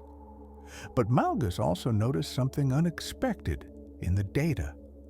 Alongside the despair and division, there were also stories of remarkable resilience and creativity. On Alderaan, a group of children had organized their own lighting ceremony using simple candles, creating a display that moved thousands who witnessed it. On Corellia, engineers were working to repair the bells, turning the restoration into a community project that brought people together. On Chandrila, young monks were establishing new meditation practices that didn't depend on the crystals, exploring different ways to connect with the Force. These responses troubled Malgus in ways he didn't fully understand. According to Sith philosophy, the weak should crumble under pressure, not adapt and find new sources of strength. The Republic's response should have been uniform despair, not this messy mixture of grief and determination, loss and renewal. Something about the situation didn't align with his expectations, and Malgus disliked when reality refused to conform to his understanding. In the Jedi Temple, Master Satele Shan was conducting her own analysis of the developing situation. She had sent Jedi teams to all 7 worlds, tasked with both investigating the thefts and providing psychological support to affected populations. The report she received painted a complex picture that defied simple interpretation. The attacks were brilliantly conceived, she admitted to her council. Malgus identified a vulnerability we didn't even realize we had: the psychological dependence on material symbols of cultural continuity. By striking at traditions that stretch back millennia, he's shaken people's confidence in the stability of civilization itself. Yet the response is not uniformly negative, Master Caden observed. On several worlds, we're seeing remarkable examples of resilience and adaptation. Communities coming together in new ways, creating new traditions while honoring the spirit of the old ones. The question is whether that resilience will be sufficient, Nostoral interjected. For every story of adaptation, we have 10 reports of division, despair, or radicalization. The overall trend is toward exactly the kind of psychological collapse Malgus intended. Satele nodded slowly, her expression thoughtful. Then we must amplify the positive responses and provide a framework for others to follow. We need to help people understand that what was stolen was never the source of meaning. It was merely a reminder of meaning they carry within themselves. That's a difficult message to convey, Caden said, especially to populations experiencing genuine grief over their losses. Telling them that the objects didn't matter sounds like dismissing their pain. We're not dismissing their pain, Satele clarified. We're redirecting it. Grief over loss is natural and valid, but that grief shouldn't translate into despair about the future or questioning the value of the traditions themselves. We need to help people see that the theft revealed the strength of their traditions, not their weakness. The fact that losing these symbols hurt so much proves how meaningful the underlying values are. As the Council discussed strategies for addressing the crisis, one of Satele's most promising students was formulating his own approach to the problem. Padawan Venzalo was young, not yet 20 standard years, but he possessed an unusual gift for perceiving the connections between seemingly unrelated phenomena. Where others saw separate incidents on 7 different worlds, Venn saw a single coordinated attack with a unified purpose. Where others focused on what had been taken, Venn contemplated what had been left behind and why. Venn had been assigned to the investigation team on Alderaan, where he spent days examining the sites of the thefts, interviewing witnesses, and meditating on the dark side traces left by the Sith operatives. His conclusions were beginning to form, though they were still fragmentary pieces of a larger puzzle he hadn't yet fully assembled. What struck Venn most was the precision of the thefts. Malgus had taken sacred artifacts and corrupted important symbols, but he had carefully avoided causing permanent physical damage to the worlds themselves. The great beacon had been corrupted, not destroyed. The bells had been silenced, not shattered. The murals had been removed, not defaced. This suggested that Malgus wanted the capacity for celebration to remain, even as he took away the traditional means of expressing it. But why? If the goal was simply to demoralize the Republic, destroying the symbols would have been equally effective and simpler to accomplish. The thefts required significantly more planning, coordination, and risk than straightforward sabotage. There had to be a deeper purpose, one that Venn couldn't quite grasp yet. He decided to focus on the one element of the operation that didn't fit the pattern: the corruption of the Great Beacon. Unlike the thefts, which removed objects entirely, the beacon remained in place but altered. Venn requested permission to examine it closely, to understand exactly what the Sith had done and why. The beacon had been deactivated immediately after the corruption was discovered, too dangerous to operate while infused with dark side energy. Venn approached it cautiously, extending his 4 senses to probe the nature of the corruption.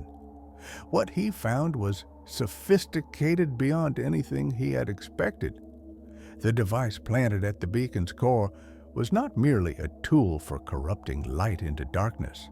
It was a kind of force battery designed to absorb the positive emotions of anyone who viewed the beacon and convert that emotional energy into dark side power.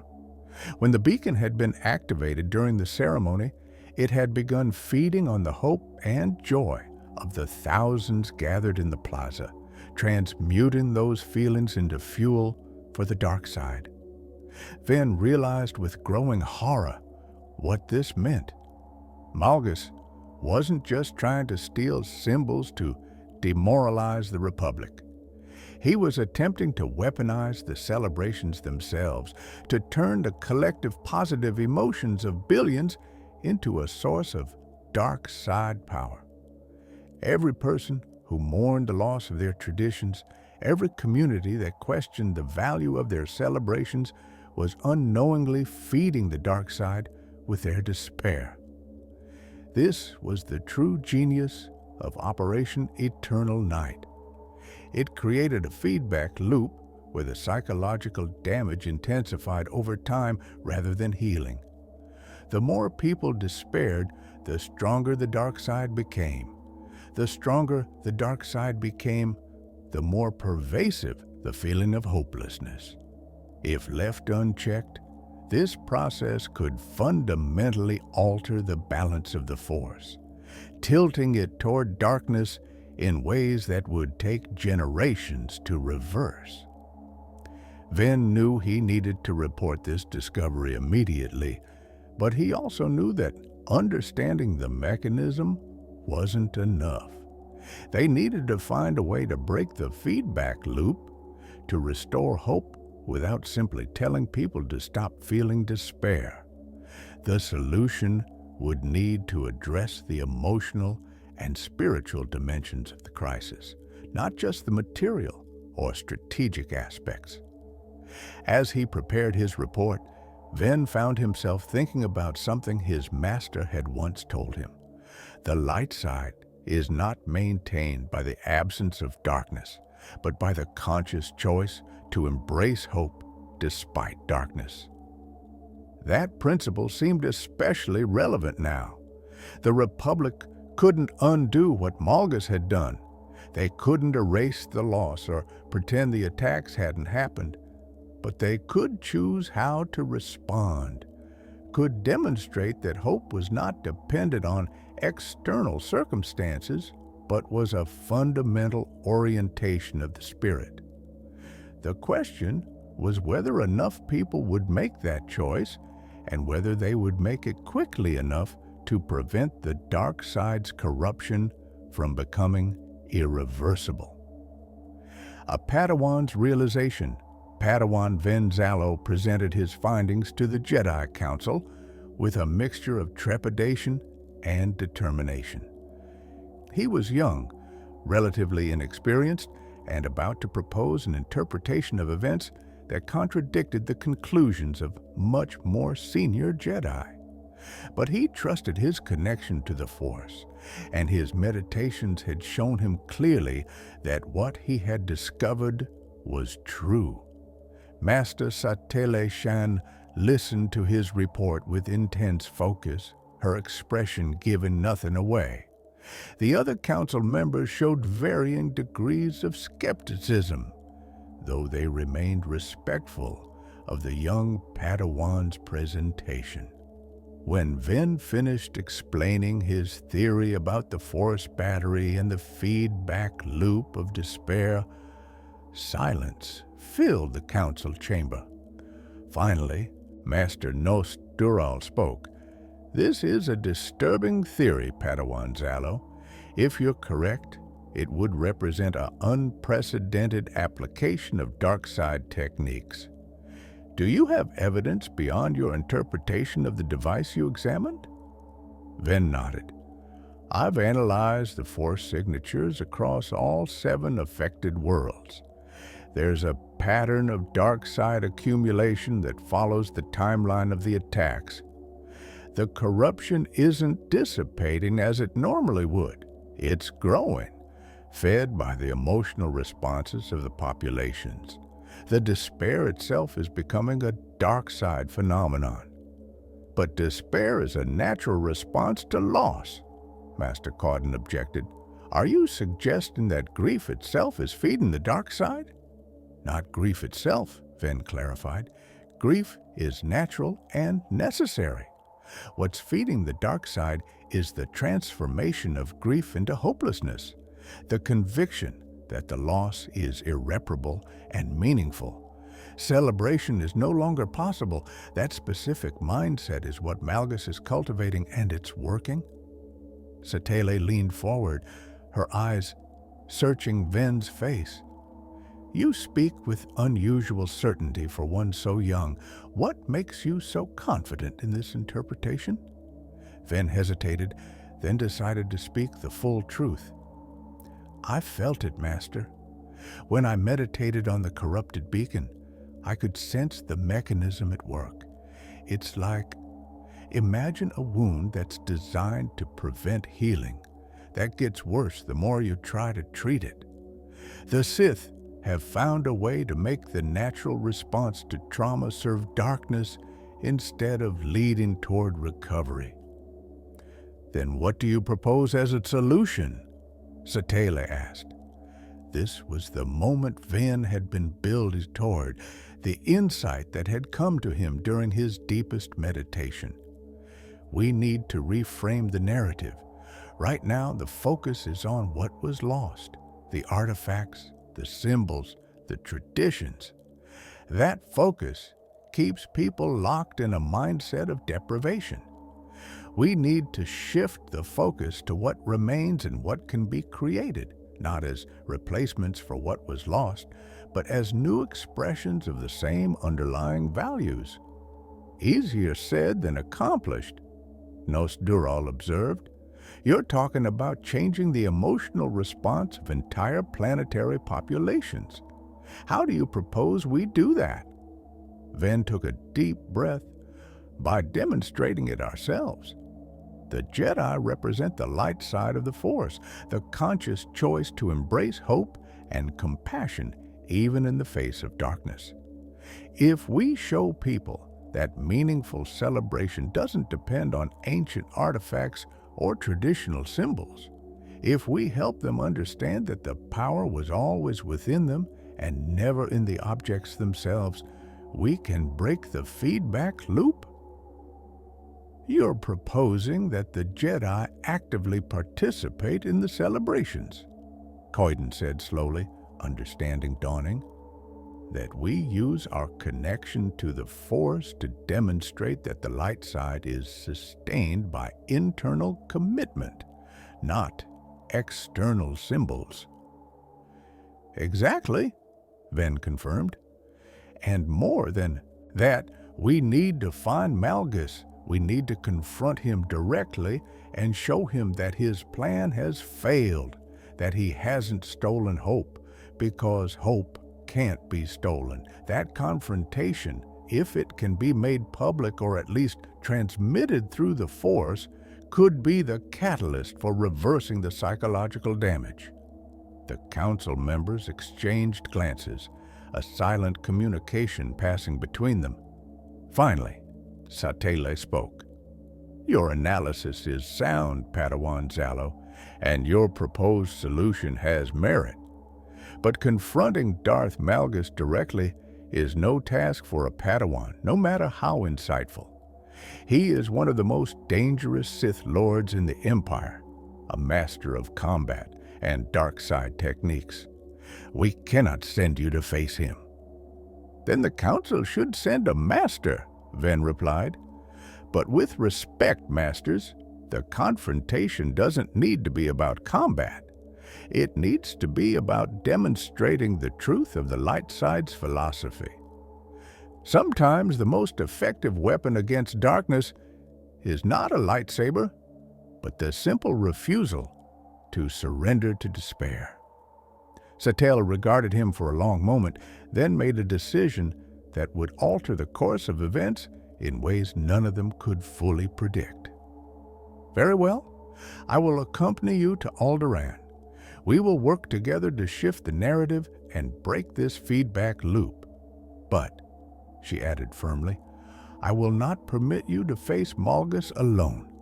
If confrontation becomes necessary, it will be on my terms and with appropriate support.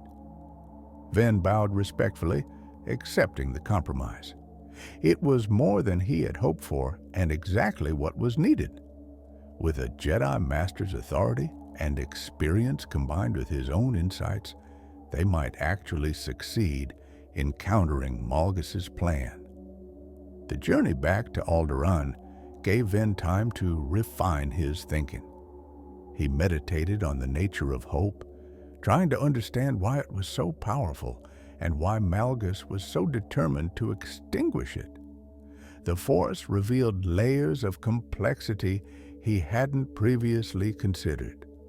Hope, he came to understand, was not merely optimism or wishful thinking. It was an orientation toward the future that assumed possibility even in the face of present suffering. It was the fundamental stance that allowed beings to endure hardship, to sacrifice for others, to work toward goals that might not be achieved in their lifetime. Without hope, civilization itself would be impossible. Why build? Why create? Why cooperate if you believed nothing could improve? The Sith rejected hope because it contradicted their philosophy of power through domination. If beings could find strength through cooperation and shared purpose, if they could endure suffering without becoming bitter and cruel, it undermined the Sith claim that only the dark side offered true power. Malgus wasn't attacking the celebrations because they were militarily significant or strategically important. He was attacking them because they proved that the Sith worldview was incomplete, that there were forms of strength the dark side couldn't access or understand. This realization gave Ven confidence in his approach. The confrontation with Malgus, if it came, wouldn't be about proving who was stronger in the Force or more skilled with a lightsaber.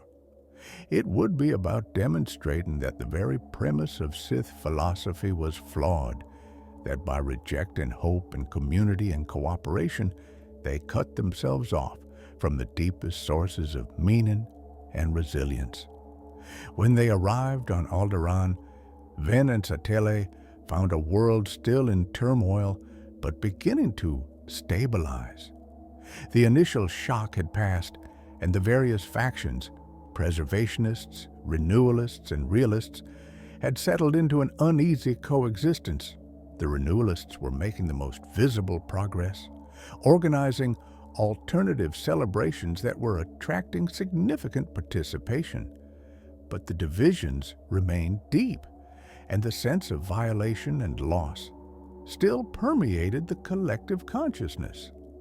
Satele suggested they begin by meeting with Princess Solara, whose Force sensitivity and political position made her a natural ally in their efforts. The meeting was arranged quickly, and Solara welcomed them to the palace with obvious relief. "I'm grateful you've come," she told them. "The situation here is precarious. We're holding together, but barely. Every day more people question whether celebrating is worth the risk of another attack. Some are even suggesting we abandon the tradition entirely, which is exactly what Malgus wants. Then we need to show them that abandoning the tradition would be surrender, but so would stubbornly clinging to forms that no longer serve their purpose." Satele replied, "There's a middle path, honoring what was while creating what can be." Ven spoke up. "Princess, you made contact with Malgus after the attack, didn't you? Through the Force?" Solara looked startled. "How did you know that?" "I can sense the trace of his presence on you, very faint but distinctive." "What did he say? What was his purpose in responding to your contact?" Solara recounted the conversation, including Malgus's contempt for the celebrations and his belief that the Republic's despair was inevitable. When she finished, Ven nodded thoughtfully. "He's certain of his victory," Ven observed. "That certainty is his vulnerability. He believes he understands hope well enough to destroy it, but his very philosophy prevents him from truly comprehending what hope is. He sees it as a delusion, a refusal to face reality. He doesn't understand that hope is itself a form of reality creation, a way of bringing possible futures into existence through committed action." "Can you defeat him?" Solara asked bluntly. "Defeat isn't the right word," Satele interjected. "We don't need to defeat Malgus militarily or even to recover the stolen artifacts, though both would be welcome outcomes. We need to demonstrate that his fundamental premise is wrong, that he hasn't stolen anything real because the reality of hope exists independent of any symbol or object." "And how do we demonstrate that?" Solara asked. Ven smiled, an expression of pure conviction. "By celebrating anyway, by showing that even after loss, even after violation, even after darkness has done its worst, the light remains. Not because we're naive or delusional, but because we choose it. Because hope is not something that can be given or taken. It's something we create through our choices and actions." Over the following days, Ven and Satele worked with Solara and the Renewalist faction to organize what they called the Celebration of Enduring Light. It would not attempt to replicate the traditional festival or to replace what had been lost. Instead, it would create something new that embodied the same principles: community, generosity, hope, and the choice of light over darkness. The celebration would be simple, stripped of elaborate decorations or ceremonial objects. Citizens were invited to gather in the plaza where the corrupted beacon stood. There, they would light small candles, one for each person attending. The candles would be simple, unremarkable objects, not ancient artifacts or sacred symbols, just basic candles available to anyone. The point was to demonstrate that the light came from the people themselves, not from the objects they carried. As word of the celebration of enduring light spread, response was mixed. The renewalists embraced it enthusiastically, seeing it as exactly the kind of new tradition they had been advocating for.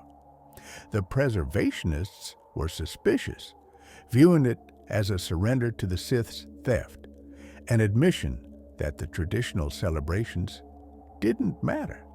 The realists dismissed it as sentimental foolishness, a refusal to accept the harsh realities of a galaxy at war. But there was also a fourth group, one that Venn found most significant: those who had been paralyzed by grief and uncertainty, who hadn't known how to respond to the attacks. These individuals saw in the celebration of enduring light a path forward, a way to honor what was lost while refusing to let that loss define them.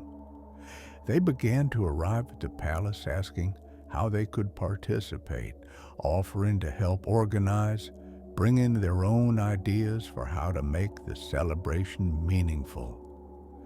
Venn observed this gathering with satisfaction.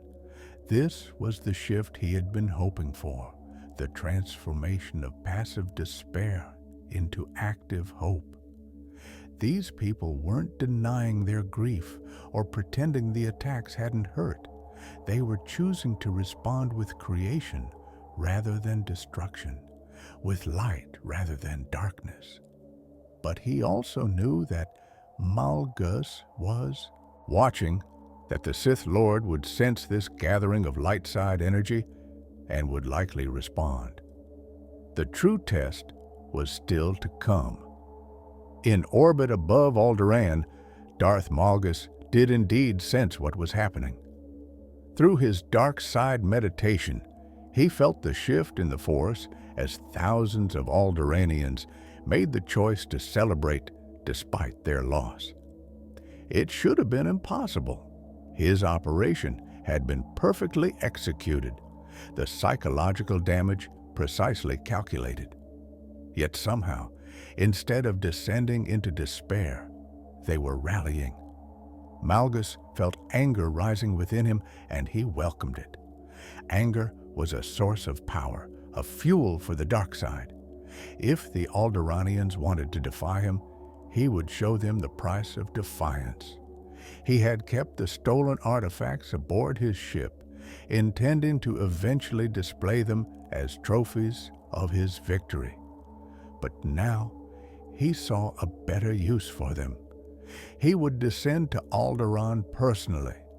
He would appear at their gathering with the stolen artifacts, would demonstrate his power over what they held sacred. He would confront whoever was organizing this resistance and crush them utterly, and the galaxy would watch as hope died in the most visible way possible. Malgus began preparing for descent, his mind already planning the confrontation. He would bring a contingent of Sith warriors as a show of force, would stage his arrival for maximum psychological impact. This celebration they were planning would become a demonstration of Sith dominance, a lesson to the Republic about the futility of resistance. What Malgus didn't realize was that in choosing to confront the celebration directly, he was walking into exactly the situation Venn had hoped to create. The Padawan had understood something that the Sith Lord's philosophy prevented him from seeing, that sometimes The most effective way to defeat darkness was not to fight it on its own terms, but to simply stand in the light and let the darkness exhaust itself against that immovable stance. The stage was set for a confrontation unlike any in the history of the Jedi-Sith conflict, not a battle of lightsabers or force powers, but a clash of fundamental worldviews, with the fate of the Republic's morale and, perhaps, the balance of the Force itself hanging in the outcome. The evening of the celebration of enduring light arrived with unusual weather for Alderaan. A gentle snow had begun falling over Aldera, covering the city in a blanket of white that seemed to soften the sharp edges of the past week's trauma. The plaza where the great beacon stood was filling with citizens, each carrying a simple candle, each making the choice to participate despite uncertainty and grief. Ven Zalo stood near the base of the beacon, observing the gathering crowd. He could feel the force flowing through the assembly, a current of tentative hope mixed with lingering sorrow.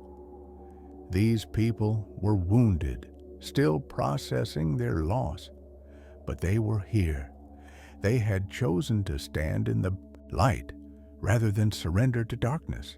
That choice, he knew, was more powerful than any ancient artifact or sacred symbol. Master Satele stood beside him, her presence a reassuring anchor.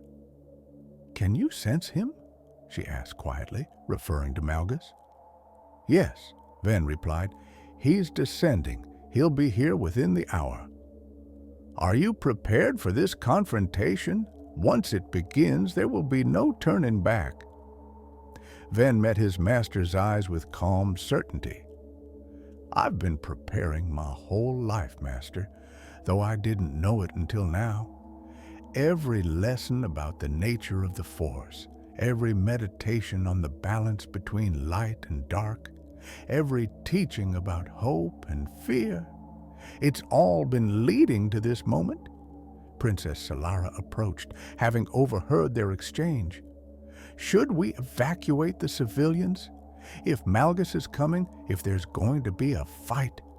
"No," Satele interrupted gently but firmly. "The civilians need to be here. Their presence is not a liability. It's the entire point. This confrontation won't be won with lightsabers." As the sun set and the first stars appeared in the darkening sky, the crowd in the plaza swelled to over 10,000.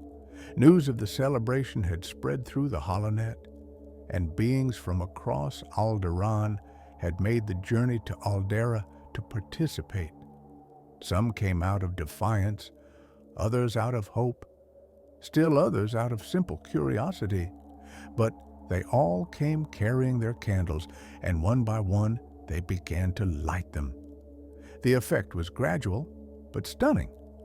As thousands of tiny flames flickered to life in the snow-softened darkness, the plaza transformed into a sea of light. There was no grand beacon projecting illumination across the continent, no ancient artifacts lending their sacred authority to the proceedings. Just ordinary people with ordinary candles, creating something extraordinary through their collective choice. Ven felt the Force respond to this gathering. The light side swelled, fed not by ancient power or mystical artifacts, but by the genuine emotion and commitment of thousands of individuals. This was what Malgus couldn't understand, that the source of the light wasn't in the objects at all. The objects were just focusing lenses for what had always existed within the people themselves. Then, cutting through the peaceful atmosphere like a blade, came the roar of engines. 3 Sith assault shuttles descended from the clouds, their dark hulls stark against the white snow.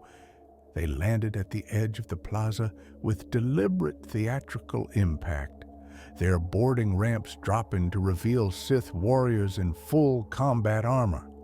The crowd gasped and drew back, fear rippling through the assembly.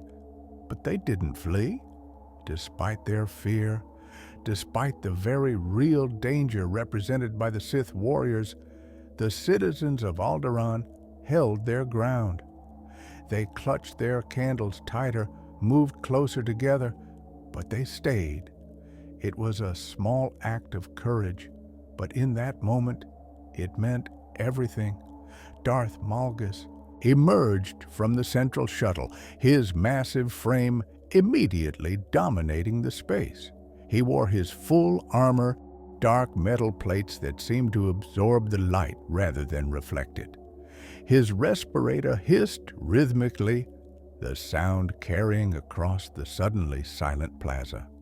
Behind him, his warriors carried the stolen artifacts, the great beacon's crystals, the ancient instruments, the sacred decorations.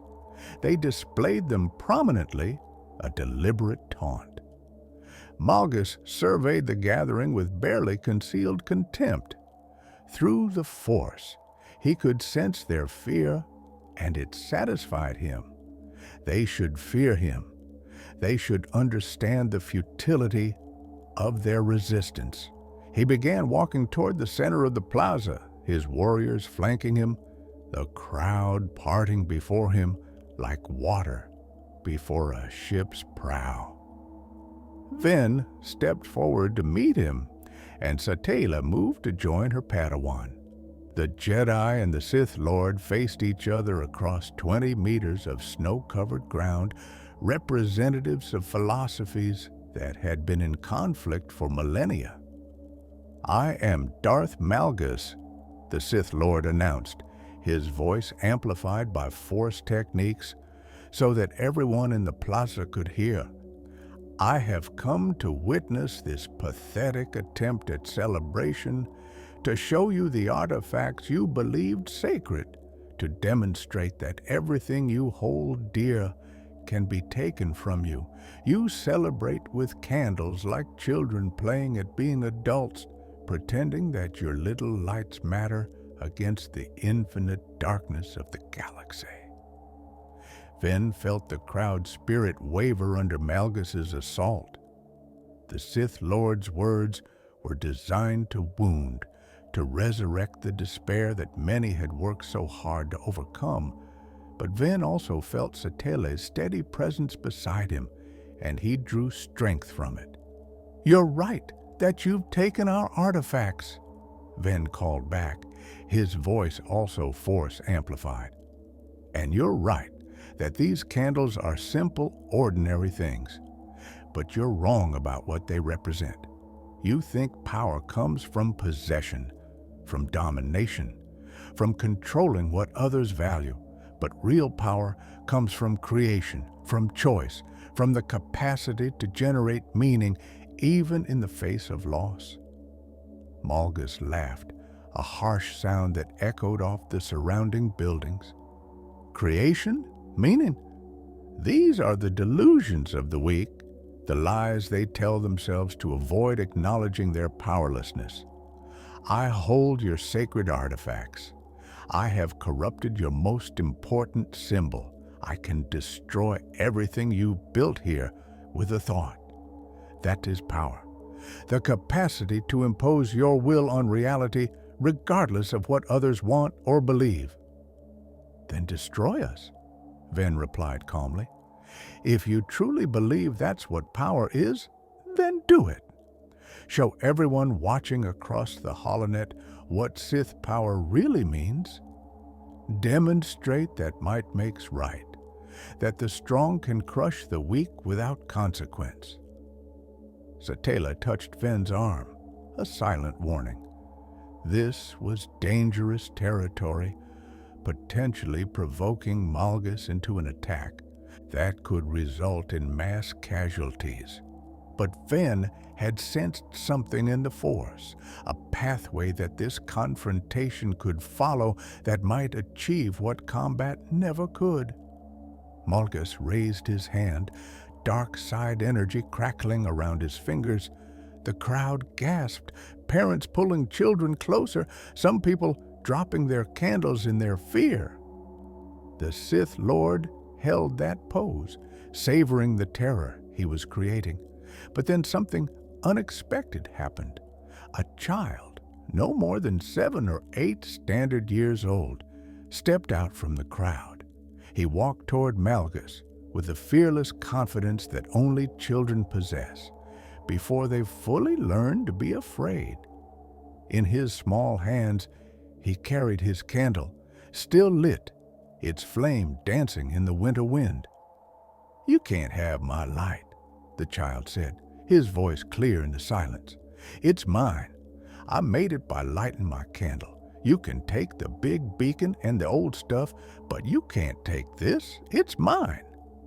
Malgus stared at the child, his hand still raised, dark energy still crackling.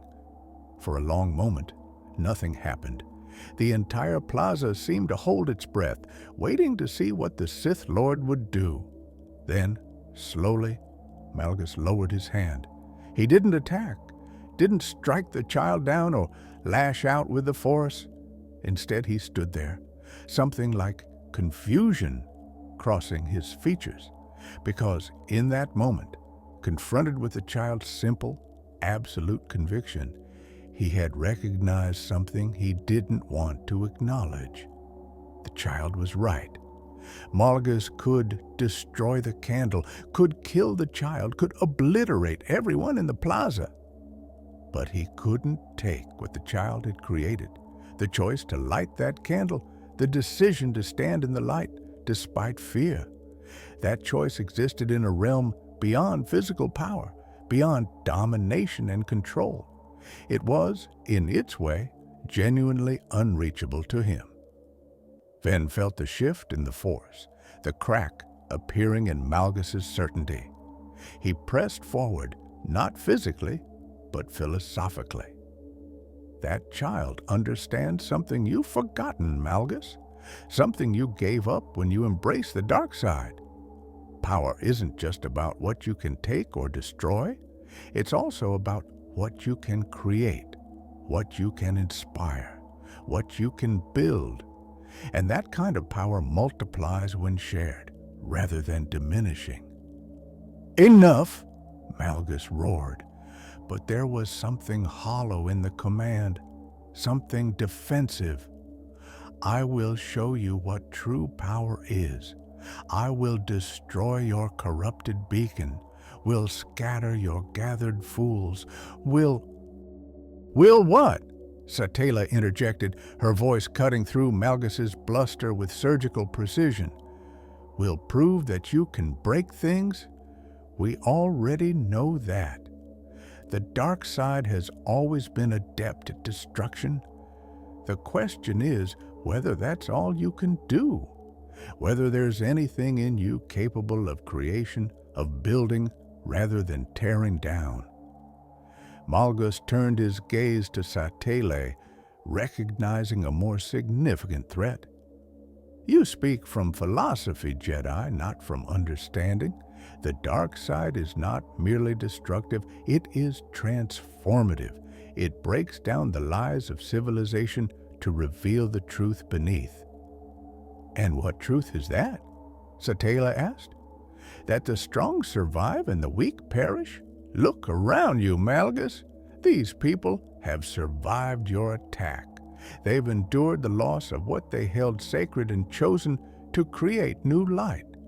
By your own philosophy, doesn't that make them strong?" "They survive only because I allow it," Malgus shot back. "I could end every life here within minutes." "But you won't," Ven said quietly with absolute certainty. "Because somewhere deep down beneath all the Sith conditioning and dark side corruption, there's still a part of you that remembers what it's like to be part of something larger than yourself. A part that recognizes that these people celebrating together, supporting each other, choosing hope despite fear, that this represents something real, something you lost when you fell to darkness." Malgus's hand went to his lightsaber, his fury building, But he didn't activate it. Instead, he stood there, trapped between his Sith identity and something deeper, something he had spent years trying to suppress. The snow continued to fall, gentle and persistent.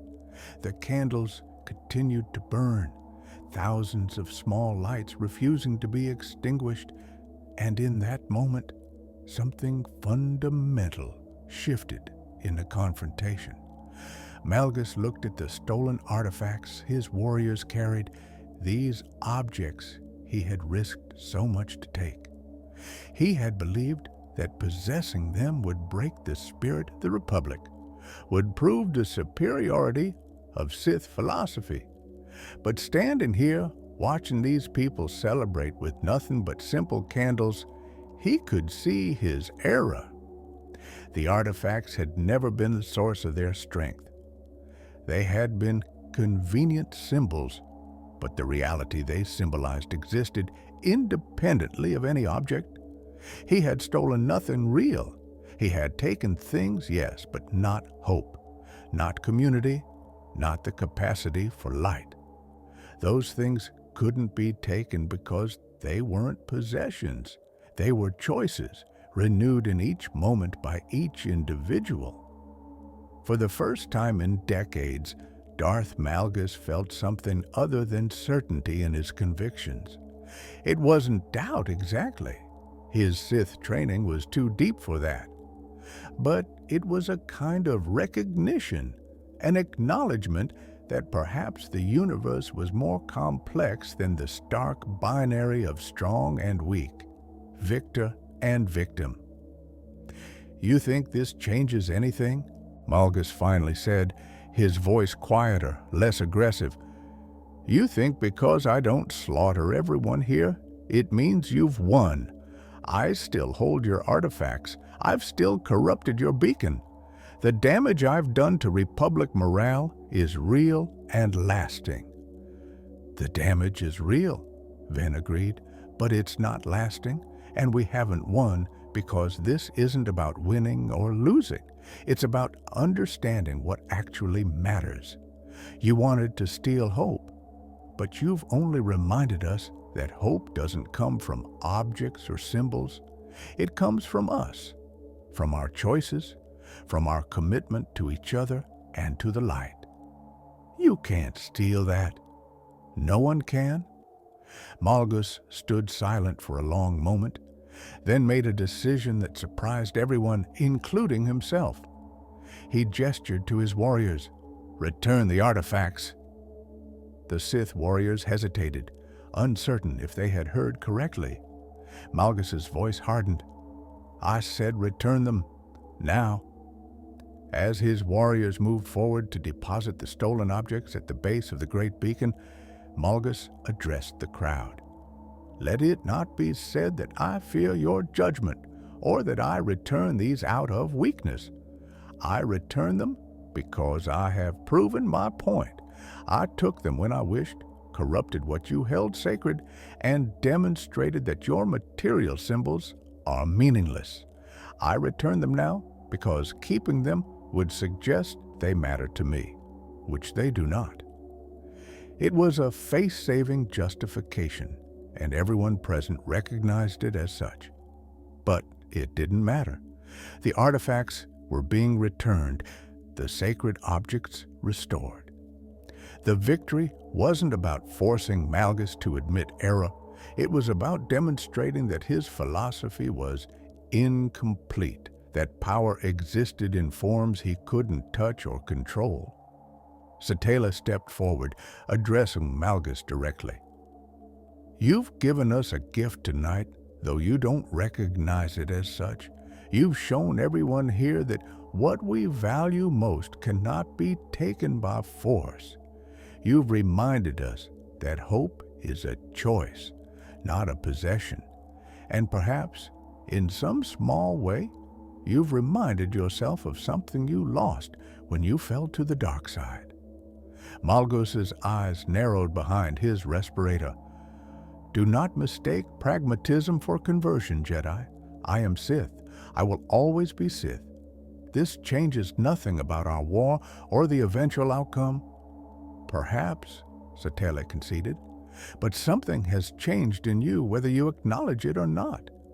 I can sense it through the force, a crack in the absolute certainty, a moment of genuine question. That crack will never fully close, Malgus. It will remain a reminder that perhaps there are truths your philosophy cannot accommodate. Malgus turned to leave, unwilling to continue the confrontation, but before he boarded his shuttle, he paused and looked back at the gathering, at the thousands of candles still burning despite the snow, despite his presence, despite everything. "Enjoy your celebration," he said, and there was something in his tone that might almost have been respect. "It will not save you when our armies meet again." The Sith shuttles lifted off, disappearing into the snowy night sky. As they vanished, a cheer erupted from the crowd, thousands of voices raised in triumph and relief. They had faced the dark side's champion and had not broken. They had held their ground, kept their lights burning, and witnessed his retreat. But Ven didn't cheer. He simply stood, watching the spot where Malgus had been, feeling through the force the complicated tangle of emotions the Sith Lord was experiencing. There was anger there, yes, and shame at what Malgus perceived as weakness. But there was also something else, something that would take root in the coming days and weeks. A question, the beginning of doubt. The heart grows. 3 sizes, Darth Malgus stood in his meditation chamber aboard the Tyrant's Fist, staring at the stars through the viewport. The ship was jumping through hyperspace, fleeing Alderaan, fleeing the scene of what he was trying very hard not to think of as a defeat. His warriors were secured in their quarters, confused and uncertain about what had happened in that plaza. The stolen artifacts, or most of them, had been returned.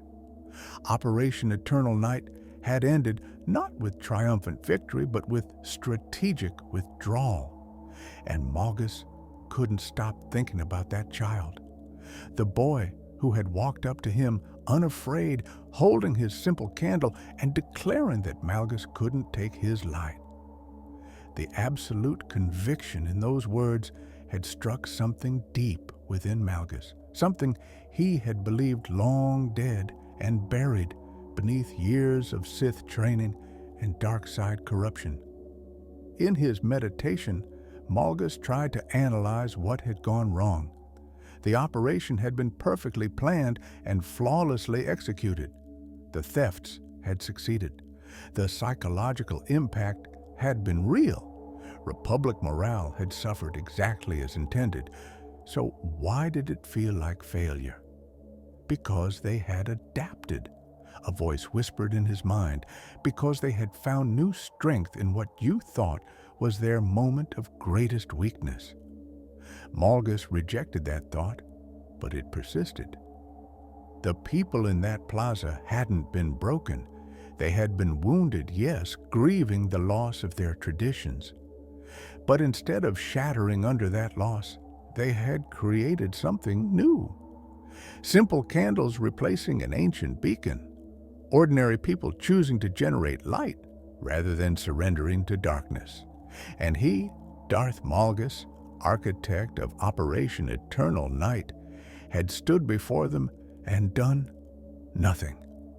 He had possessed every advantage, superior power, military force, the artifacts they valued. He could have destroyed everything they had built in that plaza, yet he hadn't. Why? The question tormented him. Malgus prided himself on understanding his own motivations, on maintaining absolute clarity about his goals and methods. But his decision to return the artifacts and withdraw made no sense according to any strategic calculus he could construct. It was inefficient, tactically unsound, a surrender of advantage for no gain. Unless there had been a gain, he wasn't acknowledging. Malgus reached deeper into his meditation, allowing the Force to guide his understanding. What he found disturbed him profoundly.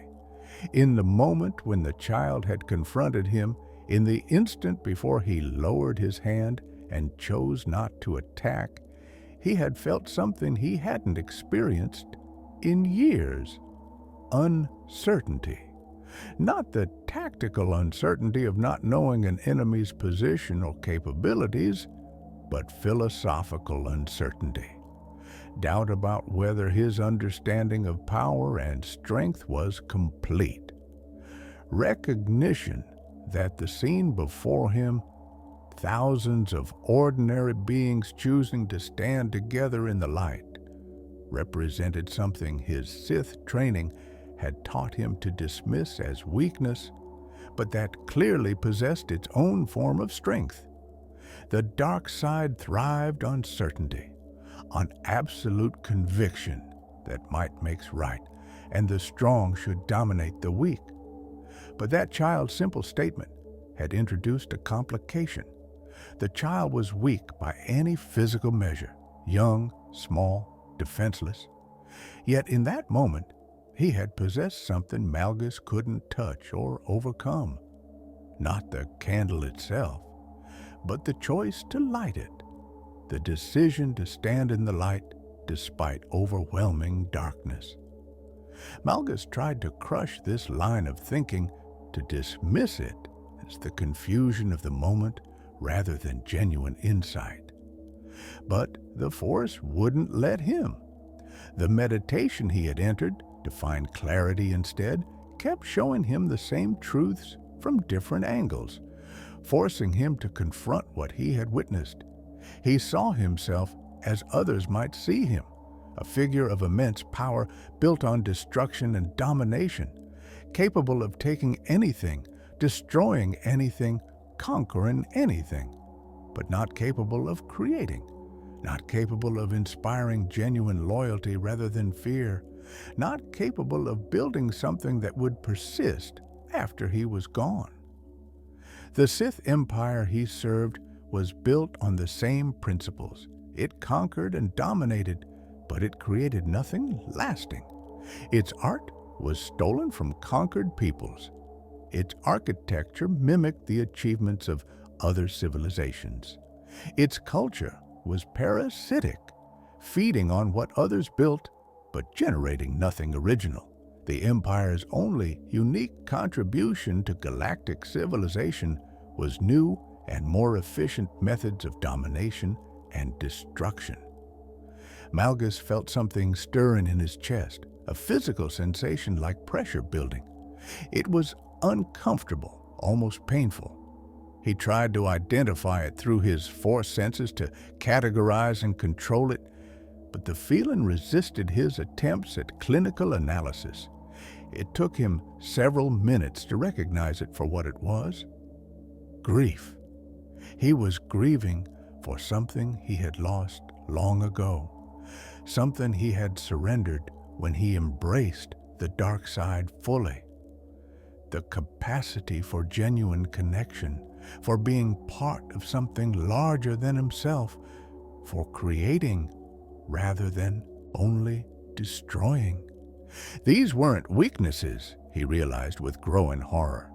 They were dimensions of existence that Sith philosophy denied, but that were nonetheless real and powerful.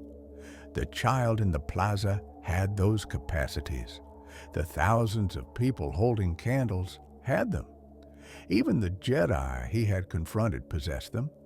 They could create, could inspire, could build communities that persisted and thrived.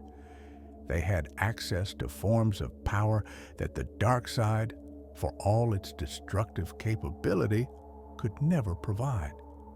Malgus felt the foundations of his worldview beginning to crack, not shattering.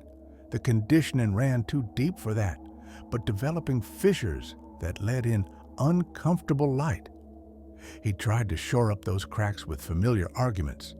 Strength through conflict, power through domination, victory through superior force. These principles had sustained him for decades. They couldn't be wrong, but they were incomplete. He could see that now, could sense through the force that his understanding of power had been partial, focused on one aspect while deliberately blinding himself to others. The Sith were powerful in destruction, but was that the only form of power that mattered? Was the capacity to break things the highest expression of strength, or was there something more in the ability to build, to heal, to create? The pressure in his chest intensified, and Malgus realized with shock that tears were running down his face beneath his respirator. When was the last time he had cried? Not since childhood, not since before the Sith Academy, not since he had learned to transform every emotion into anger or cold calculation. But here, alone in his meditation chamber, he was weeping for the person he might have been if different choices had been made, different paths chosen. He thought about his life, the trajectory that had led him to this moment, the childhood stripped away by Sith training, the relationship sacrificed to maintain focus on power, the joy and wonder and simple human connection all transformed into fuel for the dark side. He had gained power, yes, tremendous power. But what had he lost? What had he never even had the chance to experience? For the first time in years, Malgus allowed himself to imagine a different life. Not his actual past, that couldn't be changed, but an alternate path, one where his force sensitivity had led him to the Jedi instead of the Sith, where he had learned to channel his strength toward protection instead of domination, creation instead of destruction, where he might have stood in a plaza holding a candle, part of a community, contributing to something that would outlast him. The vision was both beautiful and agonizing. Beautiful because it showed him possibilities he had never seriously considered. Agonizing because it was too late. He was Darth Malgus, Sith Lord, champion of the dark side.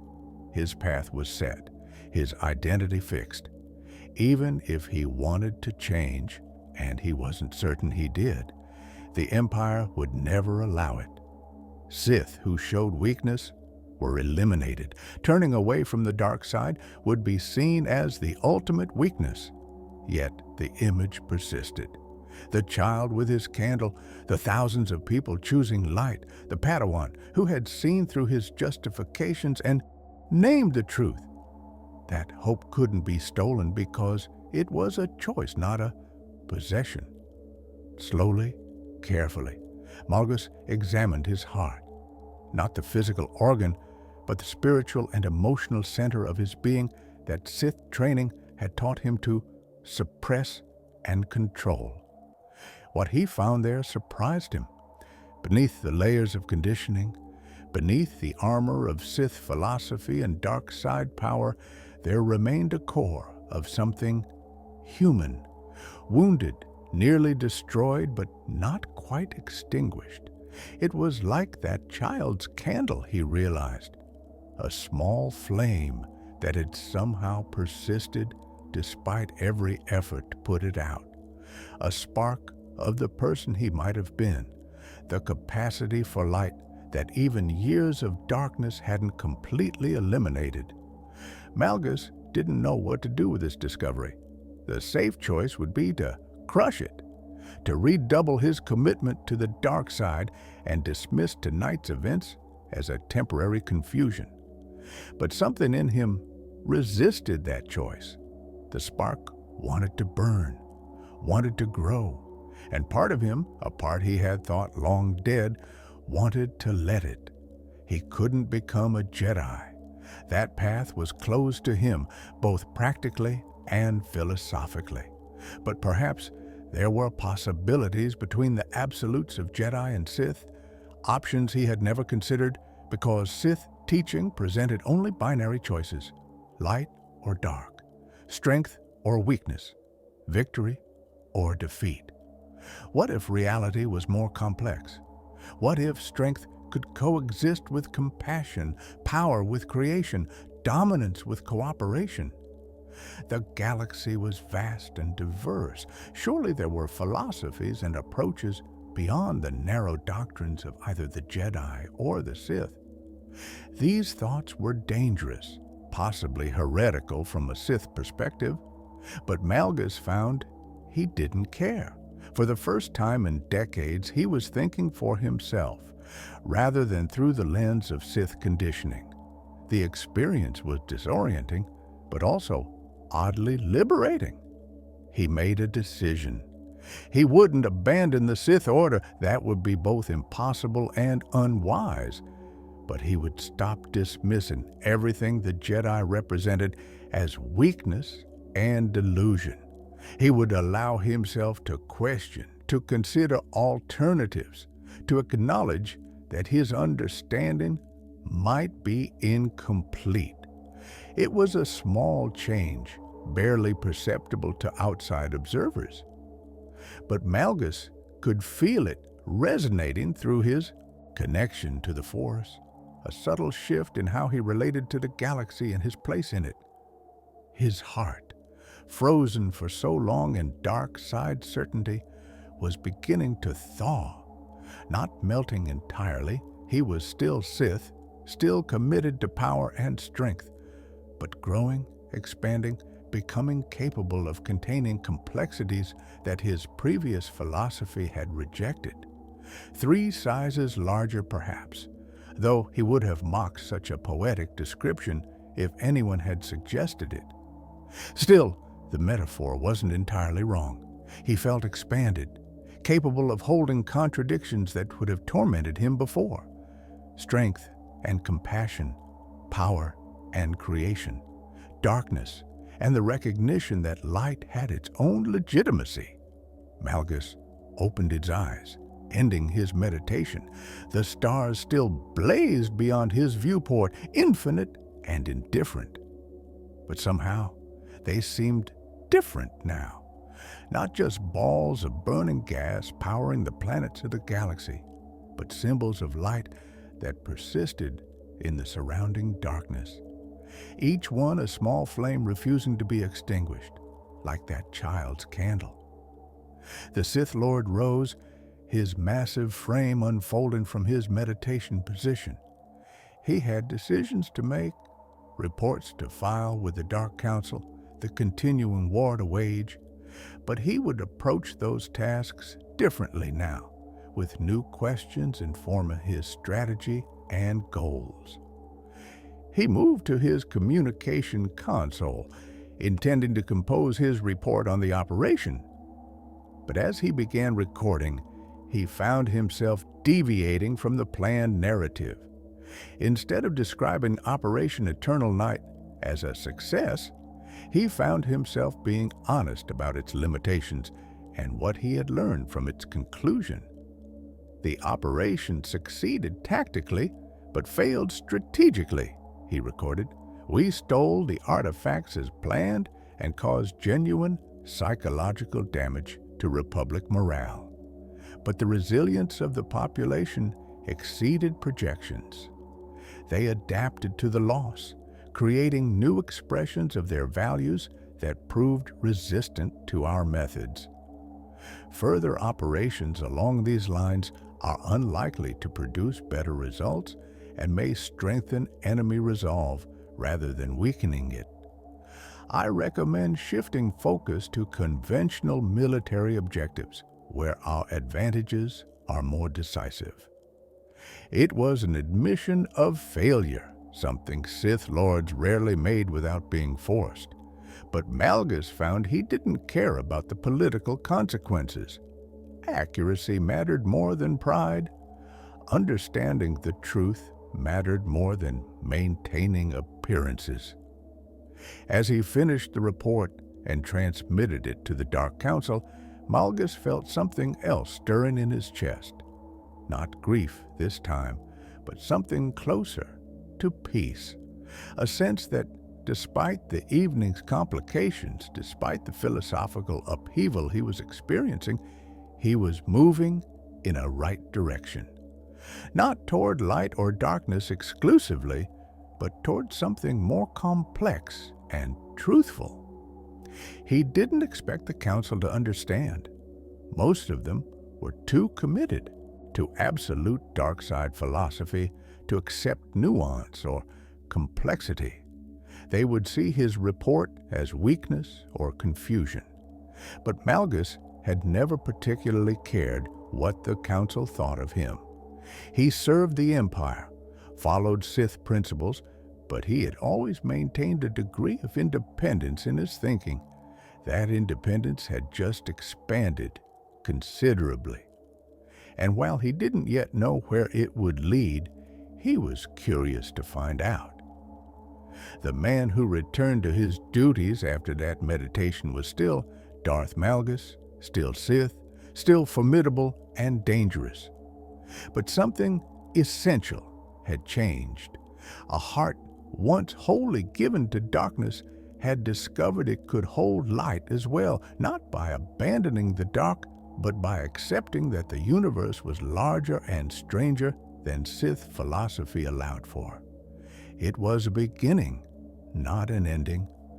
But all transformations start with small changes, with moments of recognition that the old certainties no longer suffice.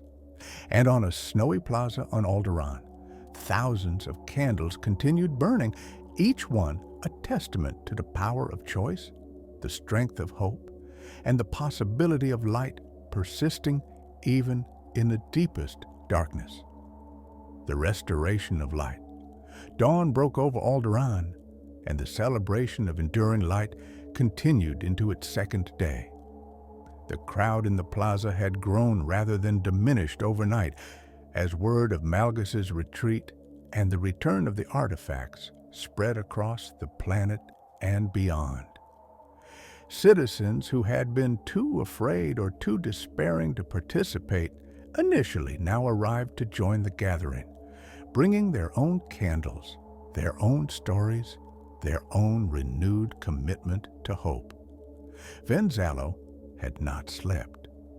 He had spent the night in meditation, processing what had occurred and monitoring the shifts in the force that rippled across not just Alderaan, but all 7 worlds affected by Operation Eternal Night.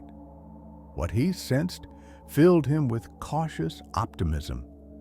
The feedback loop of despair that Malgus had created was breaking, not instantly.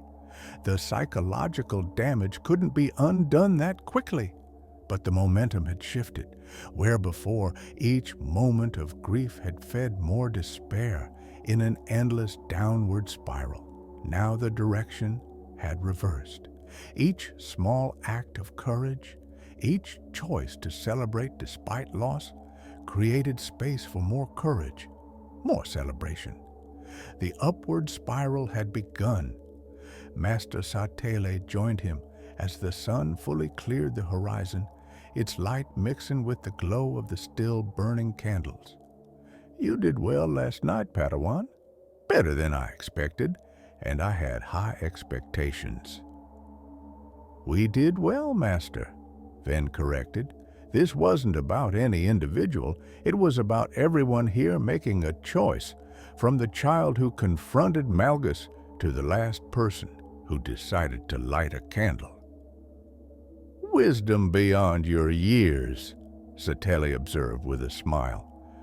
"Though I notice you're still calling me Master, when the Council will almost certainly elevate you to Knight after this." Ven looked startled. "I hadn't thought about that." "Of course you hadn't. You were too focused on the mission, on serving the Force and protecting these people, which is precisely why you deserve the elevation." Satele gestured toward the crowd. But first, we have work to finish here. The artifacts have been returned, but they remain corrupted by the dark side. We need to cleanse them before they can be used again. Over the following hours, Ven and Satele worked with other Jedi who had arrived to assist. They formed a circle around the great beacon and the returned artifacts, channeling light side energy through the Force to purge the dark side corruption. It was delicate work, requiring focus and coordination. Too aggressive an approach might damage the objects themselves.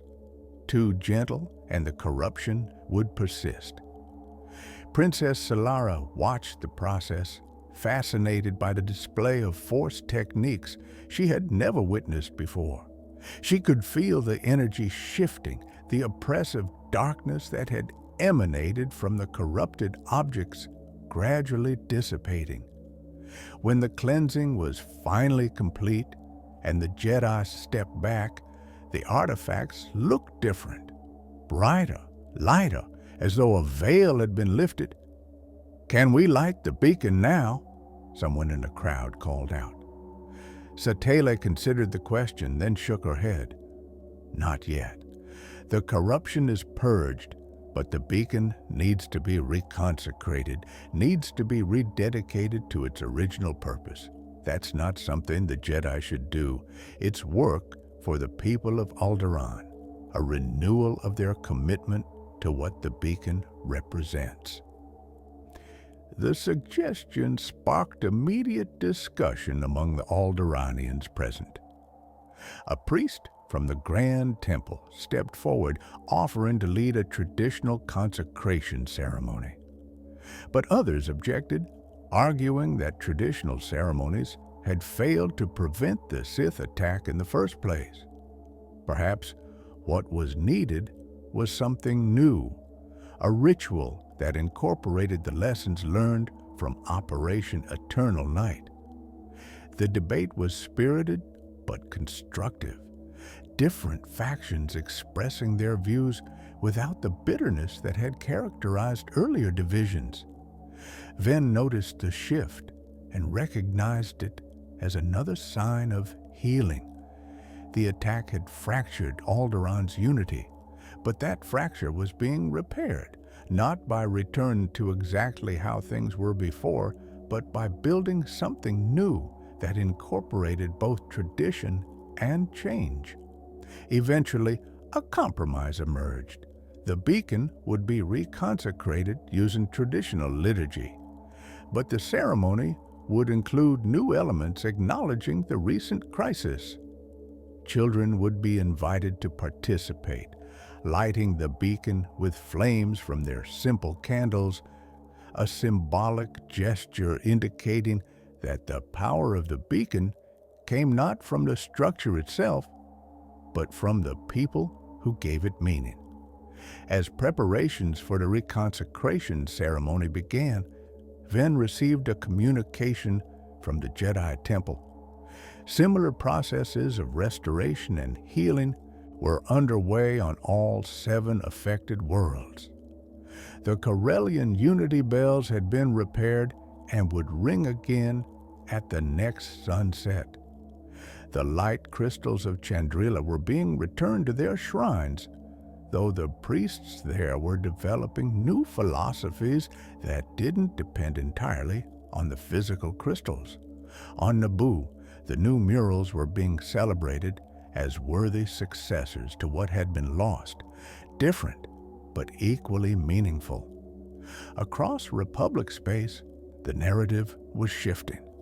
What had begun as a story of violation and loss was transforming into a story of resilience and renewal.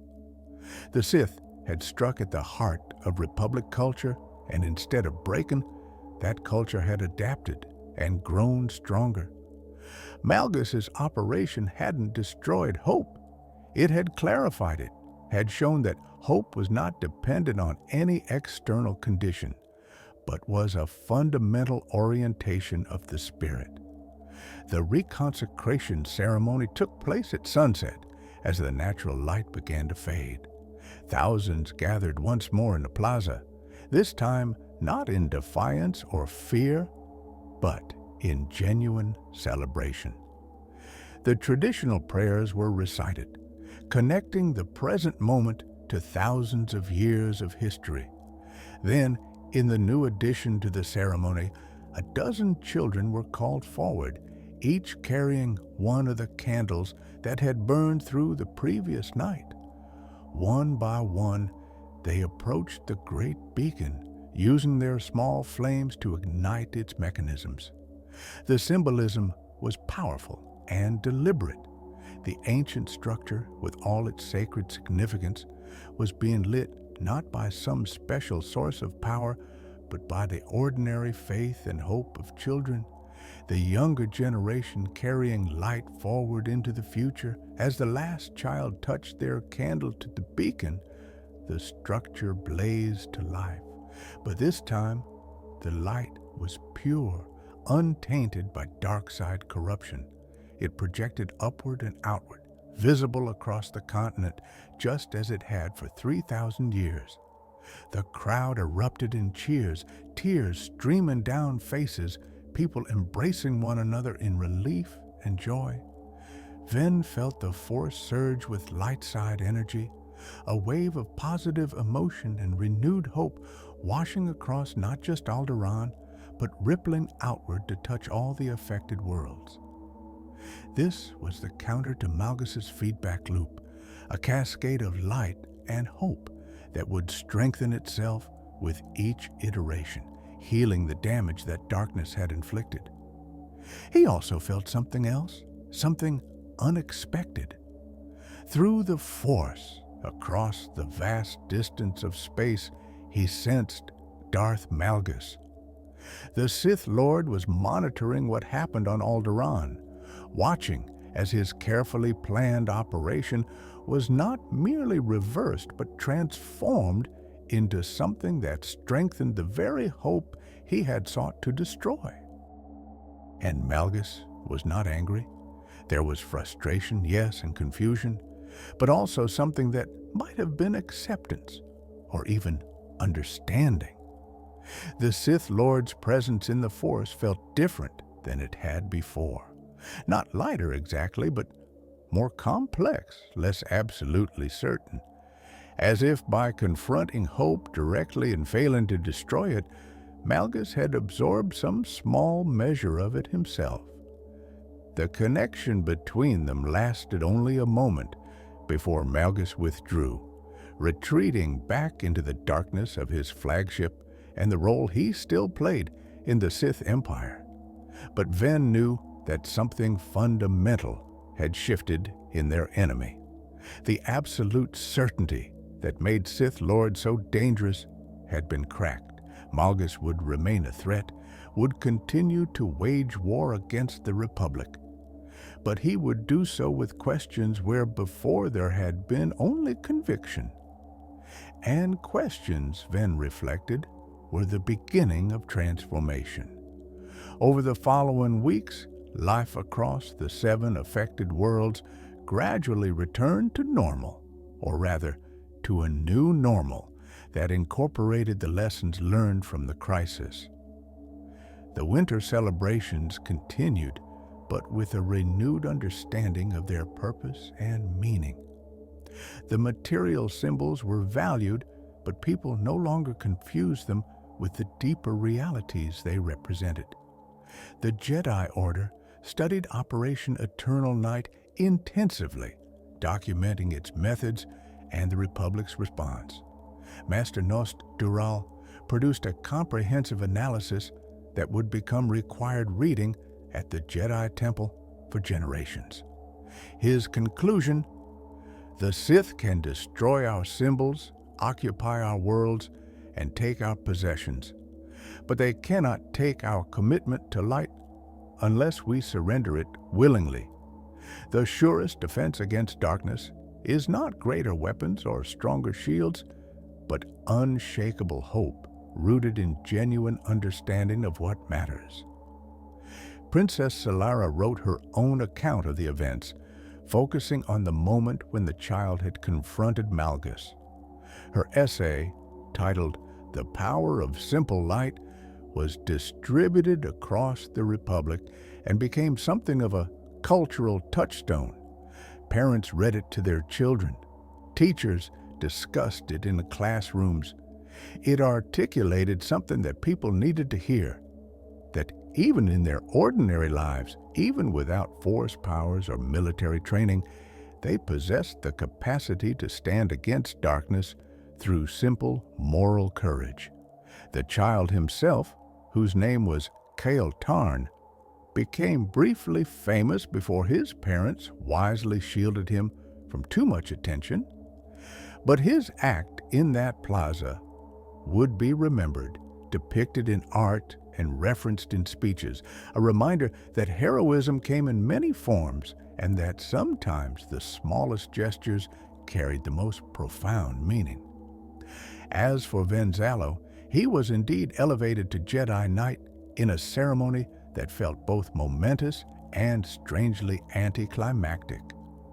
The real test had come in that snowy plaza on Alderaan, in the confrontation with Malgus and the philosophical battle that had ensued. The formal ceremony simply acknowledged what the Force had already confirmed, that he had demonstrated mastery of the Jedi path and commitment to its principles. His first act as a Jedi Knight was to request assignment to the ongoing war effort, but not in a combat role. Instead, he asked to work with civilian populations affected by Sith attacks, helping them maintain hope and resilience in the face of ongoing conflict. The Council approved the request, recognizing that Ven's gifts were particularly suited to this kind of work.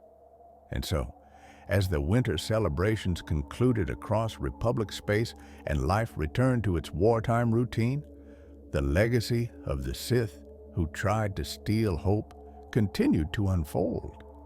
Malgus had set out to break the Republic spirit, to prove that their values were illusions and their traditions meaningless.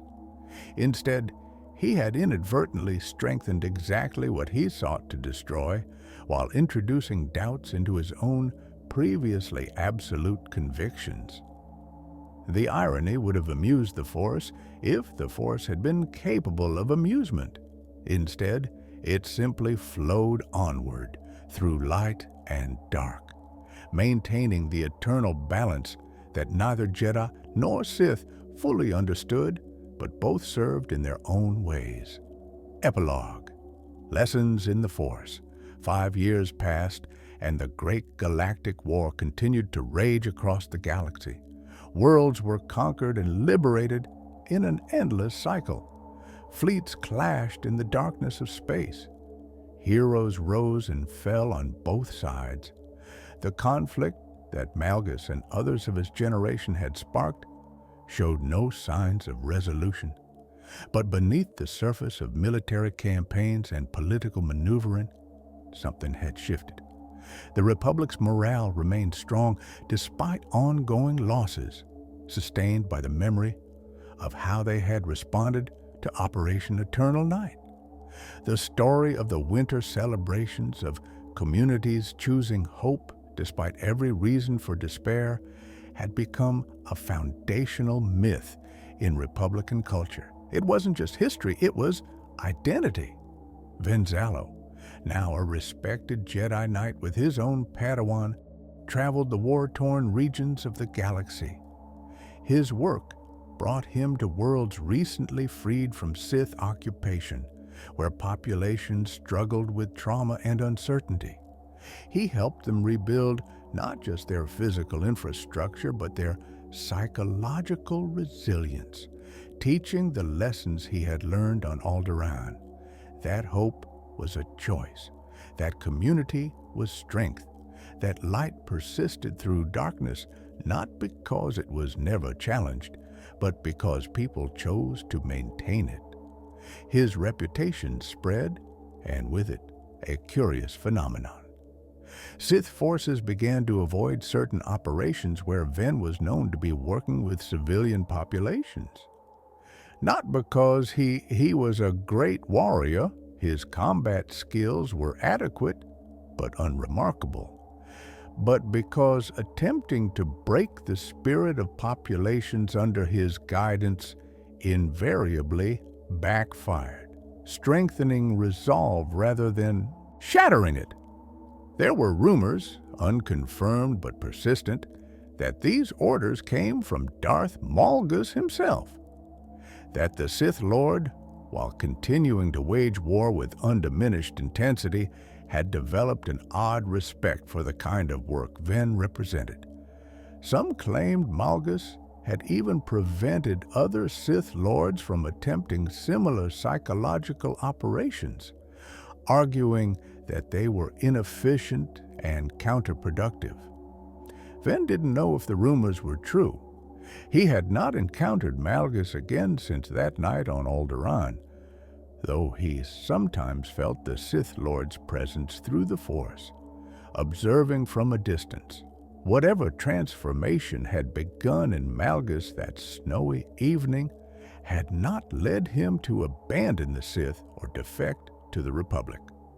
But it had changed him in subtle ways, introduced complexities into what had been a simple commitment to dark side philosophy.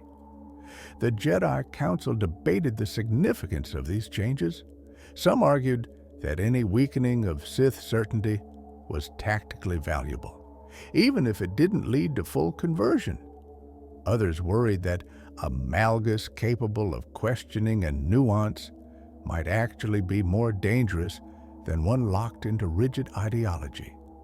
Satele Shan, now entering her late middle years but still vigorous and sharp, took a longer view. "We think of the light side and dark side as opposing forces," she told her council, "and in many ways they are. But they're also two aspects of a larger whole, the Force itself. Individual beings move between light and dark throughout their lives, their choices and experiences shaping which side dominates. Malgus has spent decades as a champion of darkness, and that won't change overnight. But if he's beginning to question, beginning to see that darkness doesn't hold all the answers, that movement matters even if it never reaches completion." "Are you suggesting we might redeem Malgus?" Master Caden asked skeptically. "I'm suggesting that redemption isn't always our choice to grant or withhold," Satele replied. "The Force guides all being toward balance, toward understanding. Sometimes that guidance is accepted, sometimes rejected. Our task is not to force anyone toward the light, but to demonstrate its validity through our actions and let the Force do the rest." On the Sith side, Malgus's subtle transformation had not gone unnoticed. The Dark Council watched him with increased suspicion, concerned that his philosophical questioning indicated wavering commitment to Sith principles. He was called to account for his report on Operation Eternal Night, forced to defend his conclusions that psychological warfare had limited utility.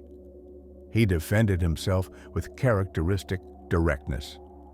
"I remain committed to Sith victory and domination, but domination through delusion is false power.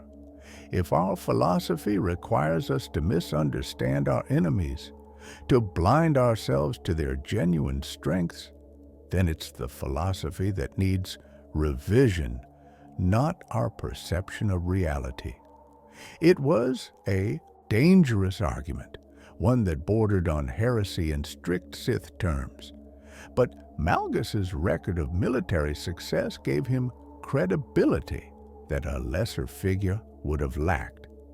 And his fundamental point was difficult to refute. The Sith Empire needed accurate intelligence and honest assessment of enemy capabilities to win the war. If that honesty revealed uncomfortable truths, about Republican resilience, better to acknowledge those truths and adapt strategy accordingly. The debate within the Dark Council reflected a deeper tension in Sith philosophy. The ideology emphasized strength through conflict, but it also risked creating feedback loops of escalating delusion, where any acknowledgement of enemy strength was seen as weakness. Malgus had stumbled into this tension through Operation Eternal Night, and his inability to fully dismiss what he had witnessed on Alderaan forced the question into the open. No resolution was reached. The Dark Council remained divided, some supporting Malgus's call for more realistic assessment, others insisting that any questioning of Sith certainty was the first step toward corruption by the light side. Malgus was allowed to continue his military campaigns, but he was watched carefully for any further signs of ideological deviation.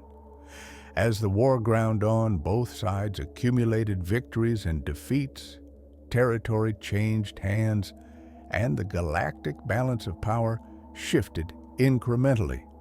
But beneath these surface changes, the deeper conflict continued. The philosophical battle between hope and despair, creation and destruction, light and darkness. And in that deeper conflict, Operation Eternal Night had proven something crucial. Hope could not be stolen. It could only be surrendered. And as long as beings chose to maintain it, to light their candles against the darkness and stand together in community, no amount of military power or dark side sorcery could extinguish it. This was the lesson that Venzalo carried with him across war-torn worlds. This was the truth that Darth Malgus could no longer completely deny. And this was the reality that sustained the Republic through years of brutal conflict, not the certainty of victory, but the commitment to values that transcended victory or defeat. The Force flowed through it all, light and dark, in eternal tension, each testing the other, each defining the other through opposition. Neither side would claim final victory because final victory was impossible. The conflict was eternal, built into the fundamental structure of reality itself. But within that eternal conflict, individual choices mattered. Each decision to embrace hope or surrender to despair. Each choice to create or destroy. Each moment when a being stood at the crossroads of light and darkness and chose one path or the other. These choices rippled through the Force, shaping the galaxy in ways large and small. A child holding a candle, a Sith Lord questioning his certainty, a Jedi Knight teaching resilience to traumatized populations, a community choosing to celebrate despite loss. All of it mattered. All of it contributed to the endless dance of light and dark, the eternal story of beings striving to understand their place in the cosmos and to shape reality according to their deepest values. The winter celebrations would continue year after year across countless worlds. The traditions would evolve, incorporating new elements while maintaining connections to the past. And beings would gather together, lighting their candles, sharing their gifts, supporting their communities, and choosing hope. Not because they were naive about the dangers of the galaxy, not because they denied the reality of darkness and evil, but because they understood something fundamental. That meaning was not found in the universe, but created within it through conscious choice. That the light they sought was not somewhere out there waiting to be discovered, but within themselves, waiting to be expressed. This was the true power of the Force's light side, not overwhelming strength or indomitable will, but the creative capacity to generate meaning, hope, and connection, even in the face of entropy and darkness. And this was what Darth Malgus had failed to steal on that snowy night on Alderaan. Not because he lacked the power, but because the thing he sought to take had never been external in the first place. It was in the hearts of the people themselves, and only they could surrender it. They chose not to. And in that choice, they demonstrated a truth that would echo across the galaxy for generations. That hope, real hope, was not a possession to be taken, but a stance to be maintained. A candle to be lit again and again, no matter how strong the wind or how deep the darkness. The story of the Sith who tried to steal hope would be told for centuries, in different forms across different cultures.